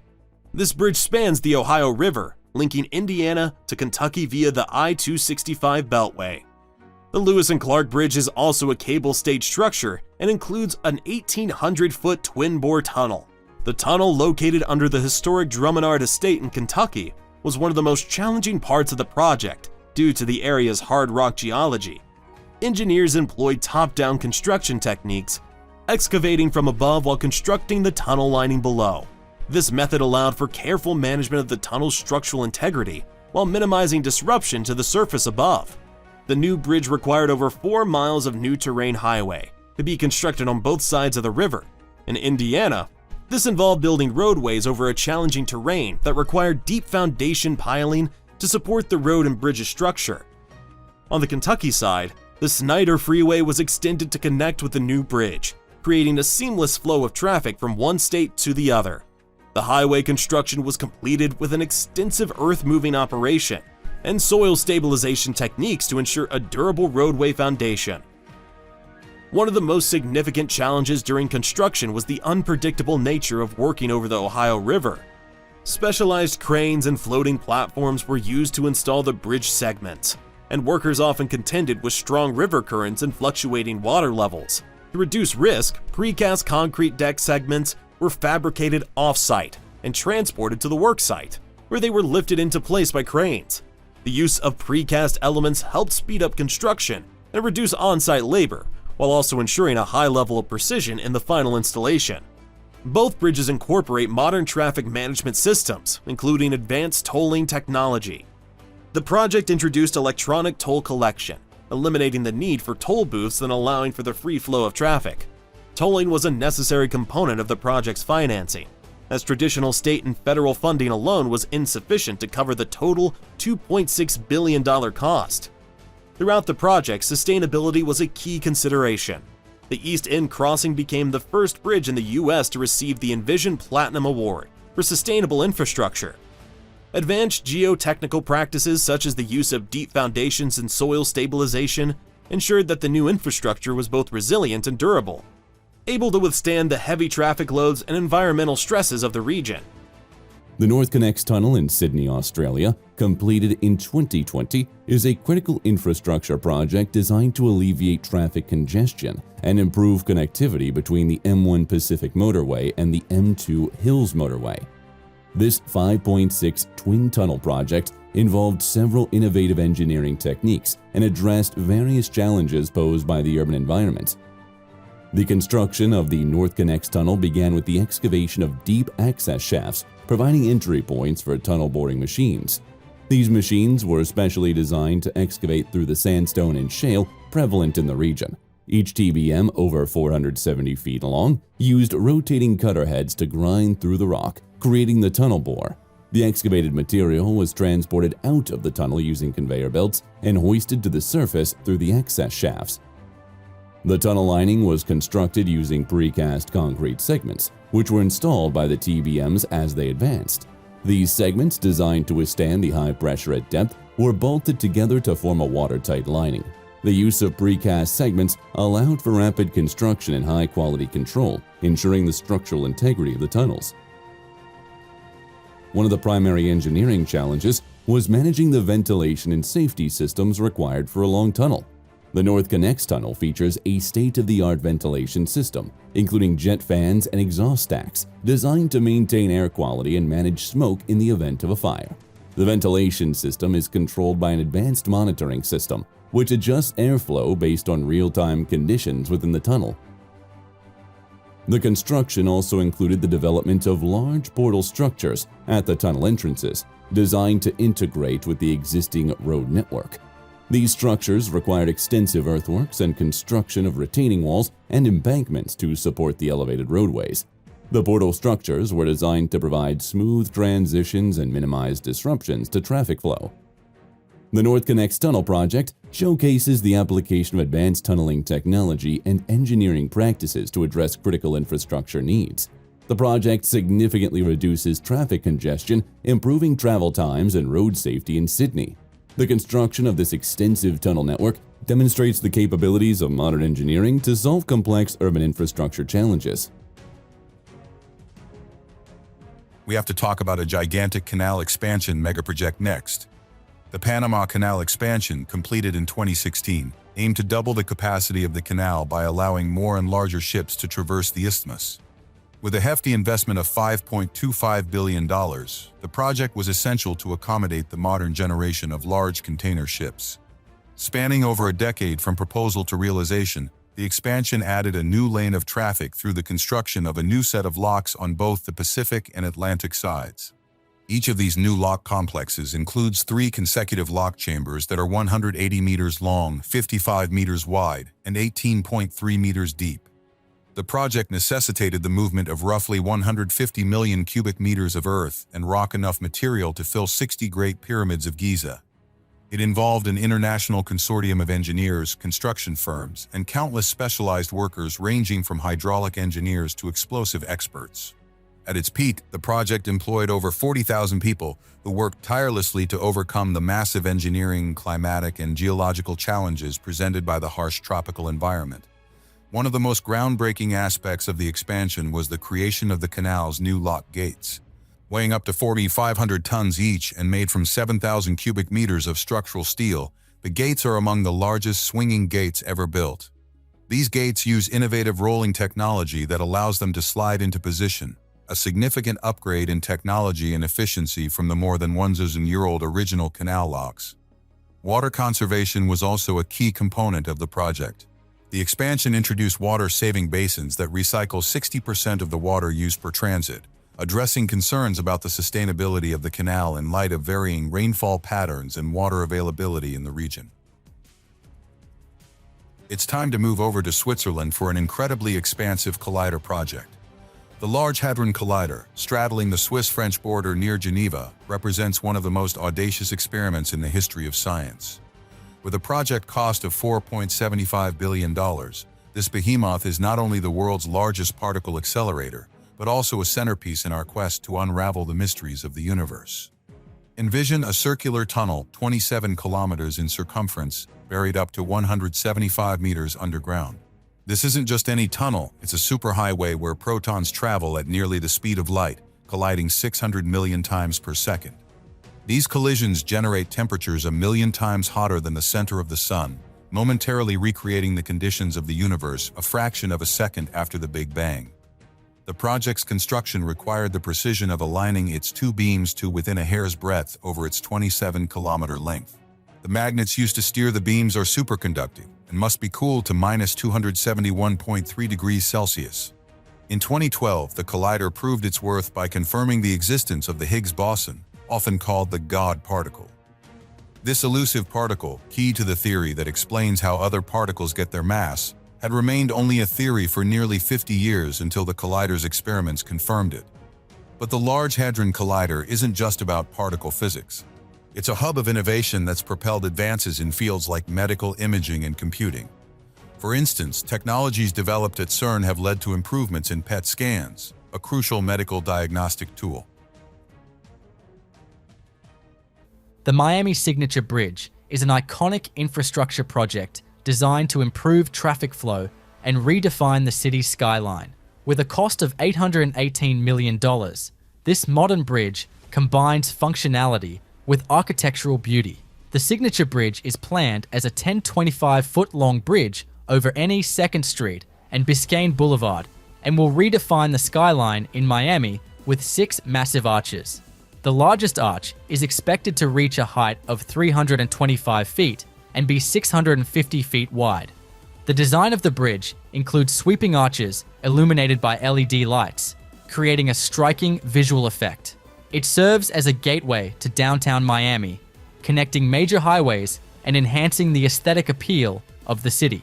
The Signature Bridge is part of the I-395, SR-836, and I-95 improvement project, addressing congestion in one of the busiest corridors in Miami. By streamlining traffic flow, it reduces travel times and improves safety for drivers and pedestrians. Beyond its practical benefits, the bridge includes public spaces, pedestrian walkways, and green areas underneath. These features transform the area into a vibrant community hub, blending infrastructure with urban living. Construction has faced delays due to weather and logistical issues, but the project remains on track for completion in 2027. The Grand Faw Port in Iraq is a massive infrastructure project aimed at positioning Iraq as a key player in global trade. Located in Basra province, the port will be one of the largest in the region upon completion, offering a strategic gateway for cargo movement between Europe, the Middle East, and Asia. The project features a 1,275-kilometer rail and road network designed to streamline the movement of goods between Europe and the Gulf region. It is anticipated to significantly reduce trade costs between China and Europe, with energy playing a crucial role due to the substantial oil reserves present in Iraq. The first phase of the Grand Faw Port includes 5 berths, which are nearly complete. It involves constructing breakwaters, container terminals, and storage facilities, essential for handling large volumes of goods. The project is set to feature modern port equipment, such as automated cranes and advanced container handling systems, to enhance efficiency and reduce operational costs. The project is part of the broader Development Road Initiative, with progress continuing steadily.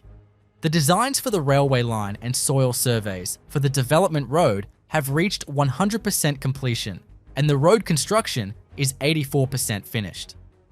The Grand Faw Port construction employs some of the most powerful dredging and earth-moving machinery available. Large dredgers and excavators work to shape the deep-water channels in the port and foundations for container terminals. Modular construction techniques enable rapid development, particularly for storage and docking facilities. Advanced machinery and techniques are employed to ensure resilience against environmental challenges, such as strong winds and sandstorms. This $6 billion mega project on Al Faw Peninsula in Basra is planned to revolutionize the economy of Iraq. The foundation stone was laid on April 5, 2010.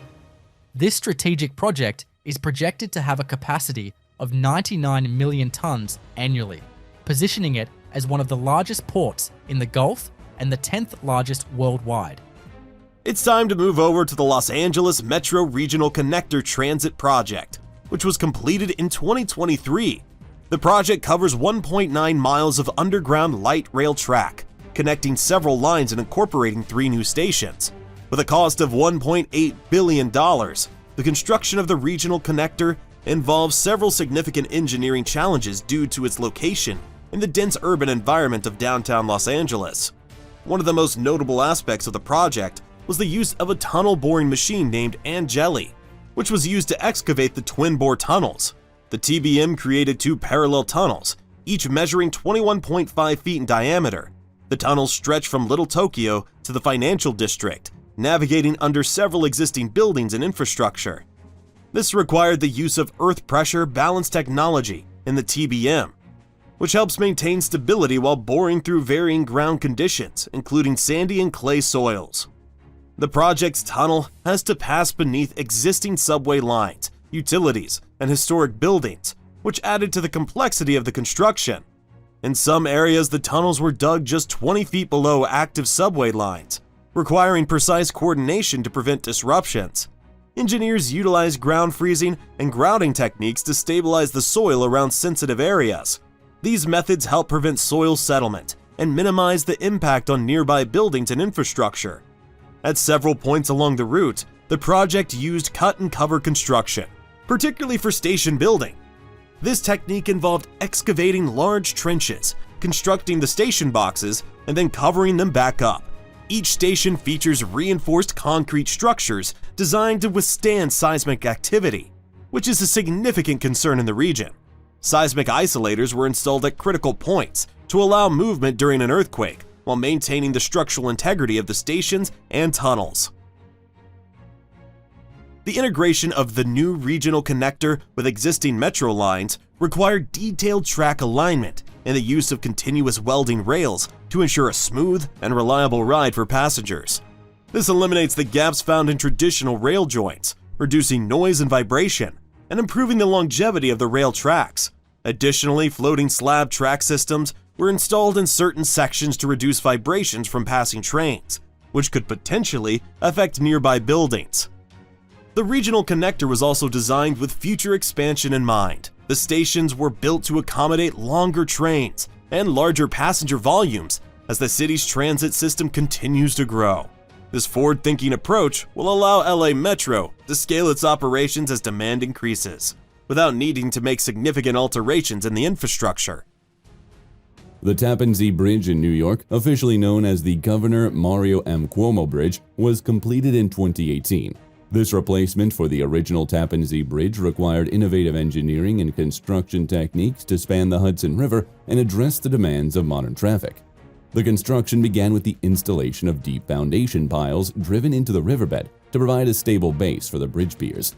These piles, made of high-strength steel and concrete, were driven to depths of over 300 feet to reach bedrock, ensuring stability and durability.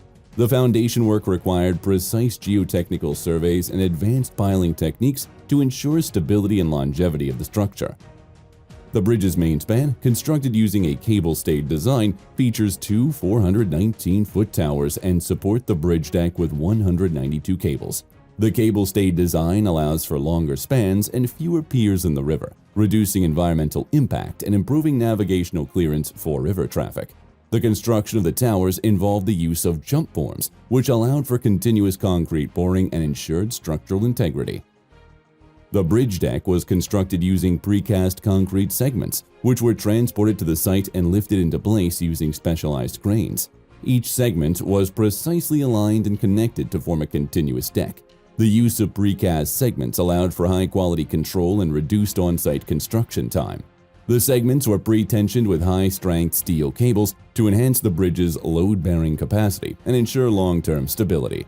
One of these significant challenges during construction was managing the river's tidal fluctuations and weather conditions. To address this, engineers implemented a detailed construction schedule that accounted for tidal variations and coordinated with local authorities to minimize disruptions to river navigation.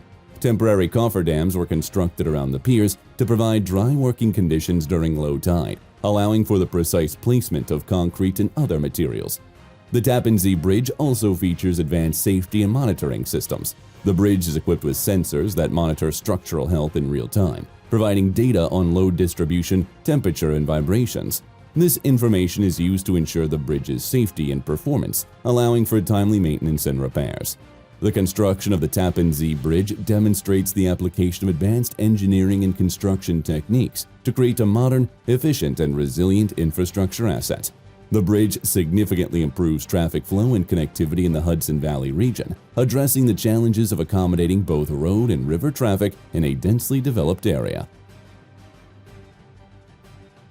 Next up, it's time to investigate the Yangshan Deep Water Port Megaproject. This colossal undertaking, part of the Shanghai International Shipping Center, represents one of the most ambitious engineering feats in modern maritime history.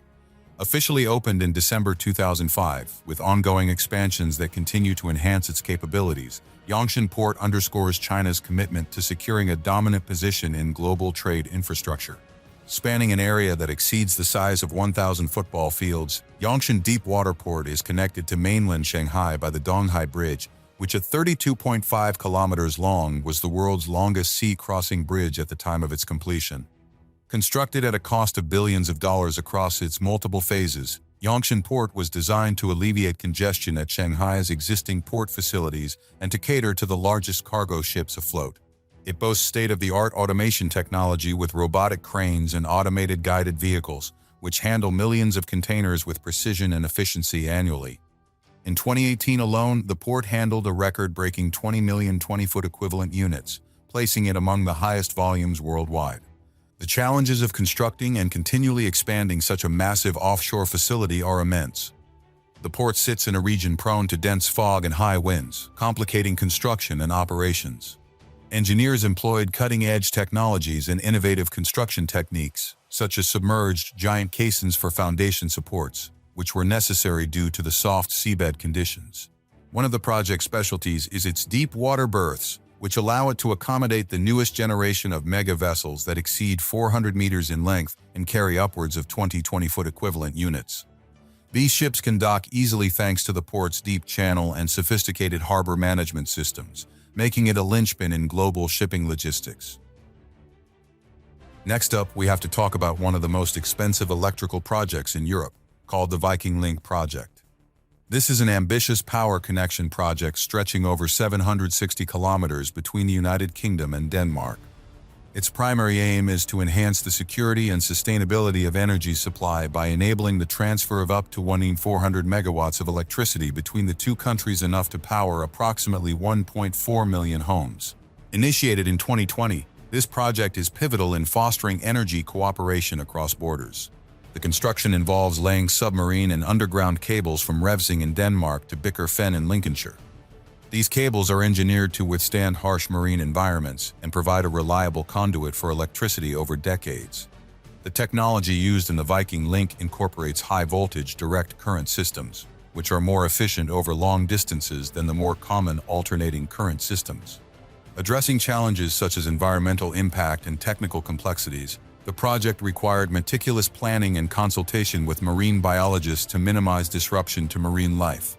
Additionally, engineers faced the technical challenge of routing cables through varied terrains, including the North Sea's challenging seabed.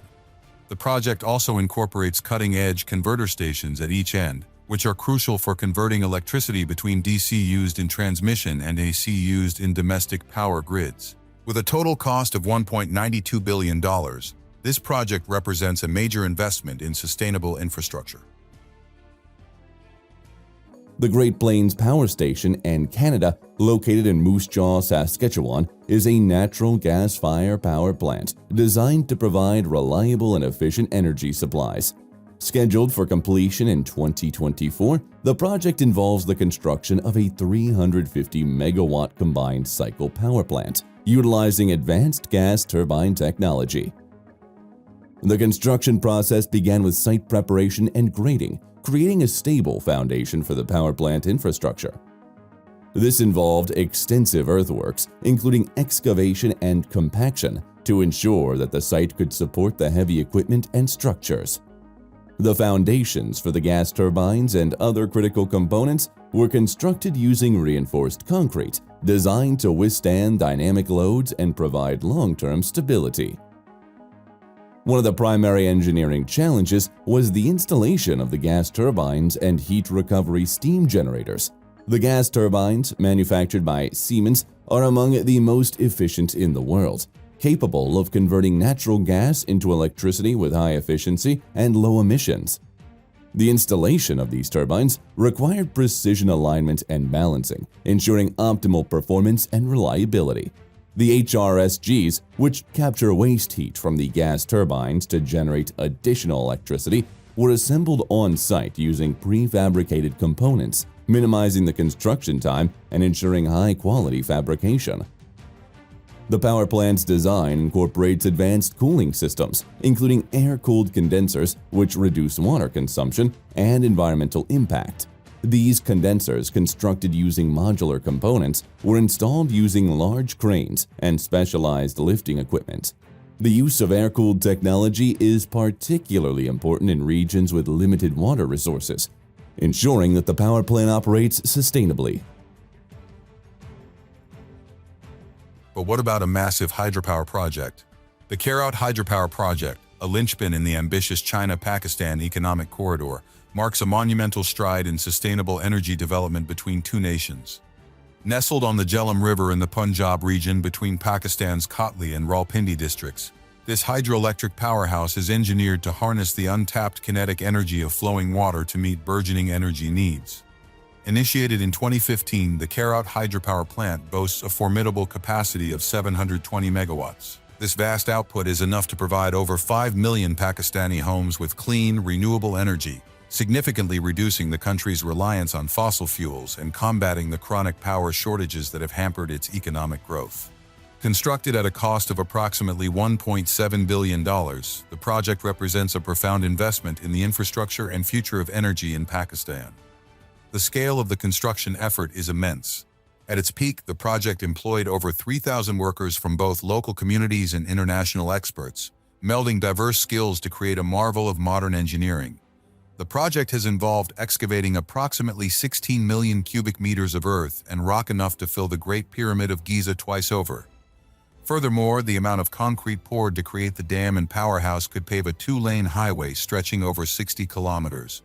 One of the most innovative aspects of the Kherat hydropower project is its environmental and social governance model. The project includes extensive fish passageways to ensure the protection of aquatic life, reflecting a commitment to biodiversity. However, constructing a project of this magnitude has not been without challenges. The engineering team has faced formidable logistical hurdles, including the transportation of heavy machinery through narrow mountain passes and managing the environmental impact on the Jhelum River's delicate ecosystem. Let's travel to the United Kingdom next for the Hinkley Point C power station. This project, which broke ground in 2016, aims to provide a secure, low-carbon energy source capable of powering approximately 6 million homes. The Hinkley Point C project is the first new nuclear power station to be built in the UK in over 20 years. Upon completion, it will house 2 European pressurized reactors, each expected to deliver 1,630 megawatts of power. The significance of this development extends beyond energy generation. It's a critical move towards sustainable industrial growth and job creation. The construction of Hinkley Point C has brought together a workforce of around 25,000 over its lifespan. The project site spans 430 acres, and the volume of concrete to be used in the construction is projected to be enough to fill 75 football stadiums. Technologically, Hinkley Point C employs advanced safety and operational features, including a robust cooling system and state-of-the-art security measures to ensure safe, continuous operation. The design also incorporates lessons learned from previous nuclear developments, making it one of the safest and most efficient nuclear power plants globally. Challenges faced during the project have been substantial. These include regulatory hurdles, financial negotiations, and public opposition based on safety concerns. Moreover, the project's timeline has been impacted by the intricate nature of nuclear construction and the need for rigorous inspection and quality control to meet stringent nuclear safety standards. Economically, the investment in Hinkley Point C is significant, with costs estimated at around $43 billion. This makes it one of the most expensive energy projects ever undertaken, comparable in cost to the creation of vast urban developments. Hinkley Point C's strategic importance is underscored by its projected output, which will provide about 7% of the UK's total electricity needs with reliable, low-carbon energy. This is crucial for a country aiming to phase out coal by 2024 and reduce greenhouse gas emissions significantly by 2050. The Silvertown Tunnel in London, scheduled for completion in 2025, is a twin-bore road tunnel under the River Thames connecting the Greenwich Peninsula to the Royal Docks. This ambitious project employs state-of-the-art tunnel boring machines, each over 82 feet long and weighing approximately 1,350 tons, designed to handle the challenging geological conditions beneath the Thames, including water-bearing gravels and stiff clays. Construction began with the sinking of deep shafts on both sides of the river. These shafts provided the starting points for the TBMs and will eventually house the tunnel portals. The TBMs, named after historical figures, are equipped with rotating cutter heads that excavate soil and rock, which is then transported out of the tunnel via conveyor belts. The TBMs advance at a rate of around 33 feet per day, lining the tunnel with precast concrete segments as they progress. These segments are bolted together to form a watertight lining, ensuring the structural integrity of the tunnel. One of the primary engineering challenges of the Silvertown Tunnel project is maintaining the stability of the tunnel and preventing groundwater filtration. The construction site is located in a densely populated urban area with significant historical and environmental considerations. To mitigate this, extensive geotechnical surveys and advanced 3D modeling techniques were conducted to ensure the tunnel's stability and integrity. The tunnel is designed to accommodate both current and future traffic demands, with each bore containing 2 lanes and provisioning for future expansion. The alignment of the tunnel was meticulously planned to avoid existing underground utilities and infrastructure, requiring detailed geotechnical surveys and advanced 3D modeling techniques. This planning ensures that the tunnel can be integrated seamlessly into existing road networks, minimizing the need for extensive surface work and disruptions. To enhance the safety and efficiency of the construction process, the project utilizes Building Information Modeling technology. BIM allows for the detailed planning and simulation of construction activities, helping to identify potential issues before they arise and streamlining the construction process. This technology also facilitates collaboration between different teams and stakeholders, ensuring that the project remains on schedule and within budget. Let's move over to the United States next, where the Central Arizona Project is located. This engineering marvel stretches over 336 miles and is designed to bring about 1.5 million acre-feet of Colorado River water annually to central and southern Arizona. Initiated in 1973 and completed in 1993, this monumental project has been pivotal in addressing water scarcity issues in one of the driest regions of the country. Constructed at a cost of over $4 billion, the project is the largest single resource of renewable water supplies in Arizona. It includes a series of aqueducts, tunnels, pumping stations, and pipelines. It starts at Lake Havasu and ends 14 miles south of Tucson at the San Xavier Indian Reservation. The project features more than a dozen pumping stations which collectively lift the water 2,900 feet, vertically equivalent to a skyscraper nearly twice as high as the Empire State Building. To push water across such a vast stretch of desert, the project uses about 2.8 billion kilowatt-hours of power annually, which is about the same amount of energy needed to power approximately 250,000 homes for a year. Building the Central Arizona Project was an enormous challenge, primarily due to the harsh desert environment and the need to maintain ecological balance. Special construction methods were employed, including blasting through rock and the construction of the Waddell Dam, which had to be raised to increase the capacity of Lake Pleasant. Next up, we have to look at a project that's located in between Denmark, Sweden, and Germany. The Kriegers Flak offshore wind farm stands as a towering testament to Europe's commitment to renewable energy. With 72 turbines spinning over an area of 132 square kilometers, this wind farm is a crucial step toward achieving sustainability on a grand scale. The construction of Kriegers Flak began with the dual aims of enhancing energy production and reducing carbon emissions across the region. Upon its completion in 2021, it became one of the largest offshore wind farms in the world, boasting a capacity to generate 600 megawatts of power. This is enough energy to supply approximately 600,000 households annually, significantly impacting the region's energy dependency on fossil fuels. The installation of each turbine at Kriegers Flak was a meticulous process, involving specialized ships capable of handling the enormous weight and size of the components. Each turbine reaches up to 188 meters in height, nearly as tall as the Gherkin in London. A unique feature of Kriegers Flak is its role in supporting biodiversity. Artificial reefs were created using materials from the construction to promote marine life in the Baltic Sea, showcasing an innovative approach to environmental stewardship within an industrial project. Financially, the wind farm represents a significant investment in green technology, with a total cost of $1.4 billion. This investment underscores the economic scale of transitioning to renewable energy sources, comparable in cost to constructing major infrastructure like the new Queensferry crossing in Scotland. Moreover, Kriegers Flak serves as a critical junction for power connectivity in Europe.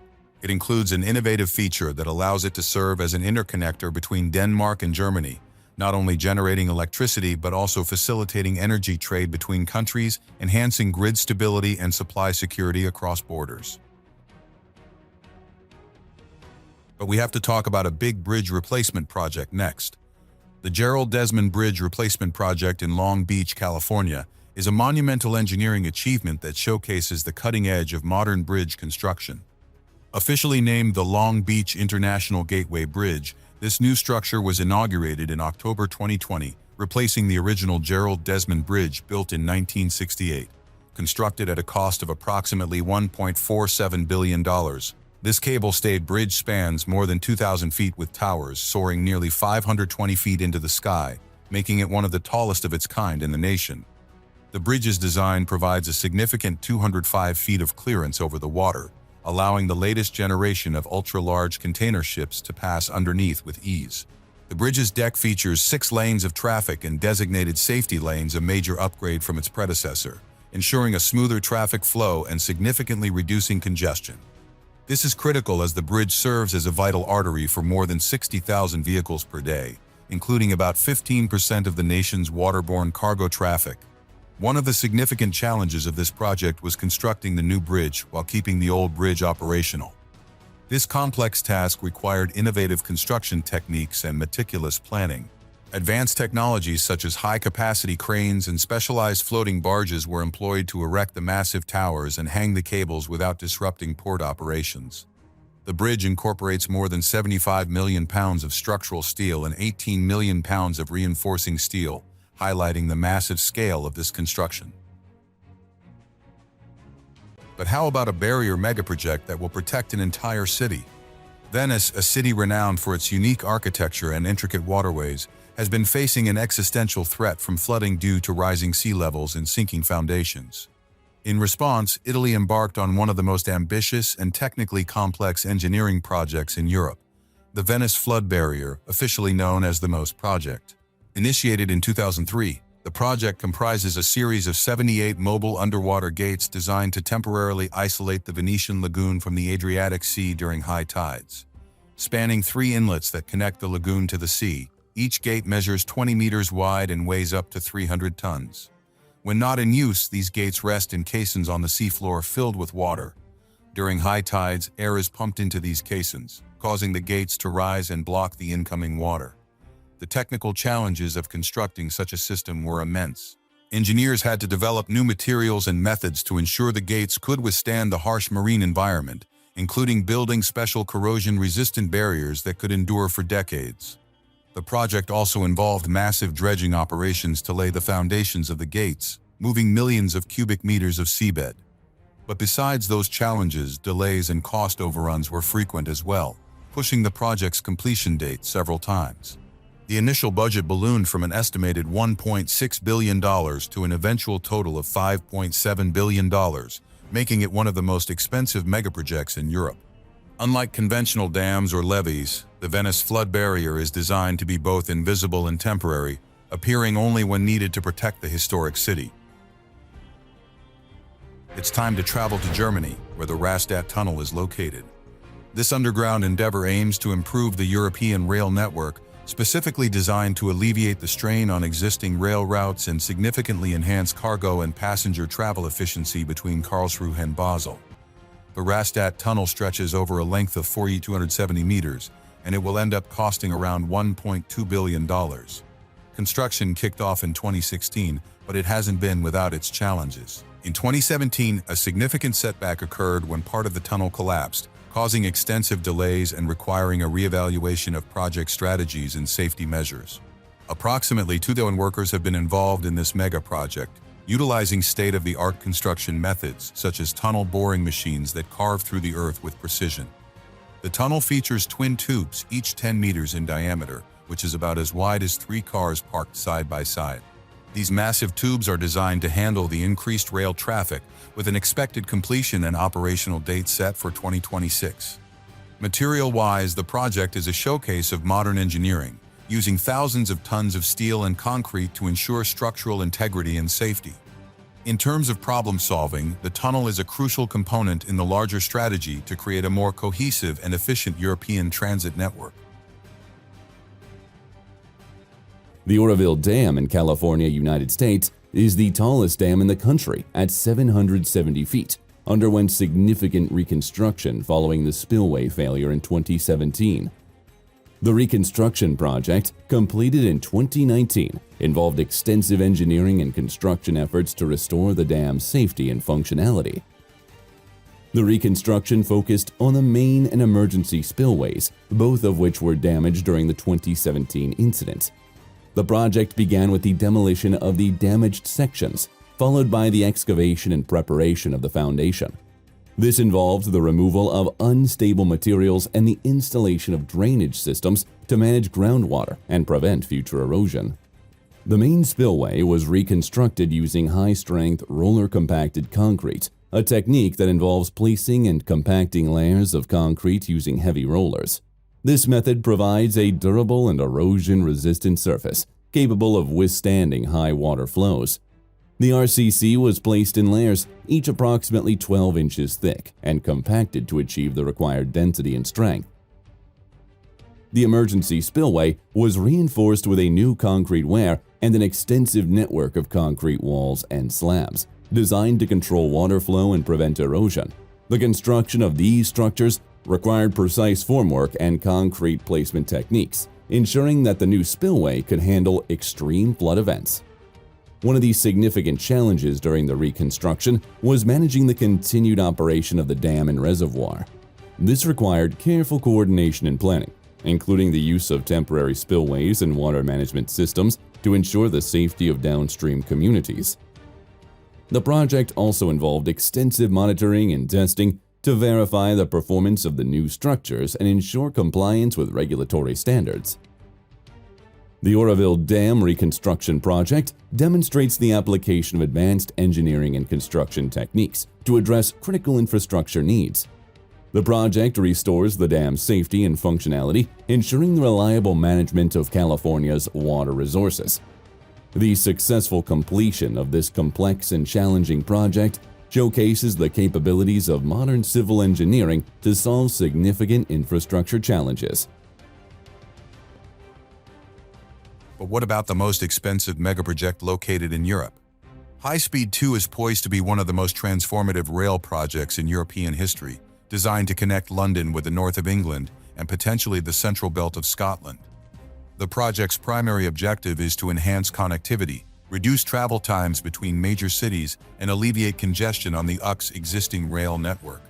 Initiated with the intention to drastically reduce travel times, HS2 will see trains operating at speeds of up to 250 miles per hour. Upon its anticipated completion, the journey from London to Birmingham will be cut to just 45 minutes, compared to the current duration of an hour and 20 minutes. The project will lay down hundreds of miles of track, which requires the excavation and movement of millions of tons of earth. The project's scale is mirrored by its workforce requirements, with tens of thousands of jobs expected to be created during construction. Additionally, HS2 is a catalyst for technology and innovation in construction, employing advanced techniques in tunneling, bridging, and environmental conservation. The trains are planned to be powered by zero-carbon energy from day one of operations, aligning with the UK's broader environmental goals. The new rail lines themselves are designed to integrate with the natural landscape, incorporating green tunnels and wildlife crossings to minimize the environmental impact. However, HS2 has faced considerable problems and controversies, particularly regarding its cost and the environmental impact of its construction. With its budget now revised to an estimated $130 billion, HS2 ranks as the most expensive infrastructure project undertaken in Europe. This investment underscores the UK government's commitment to revolutionizing transport, but has also sparked debates on fiscal responsibility and environmental stewardship. Despite these challenges, the potential benefits of HS2 are substantial. It is expected to double the number of seats available out of London Euston, reducing road congestion.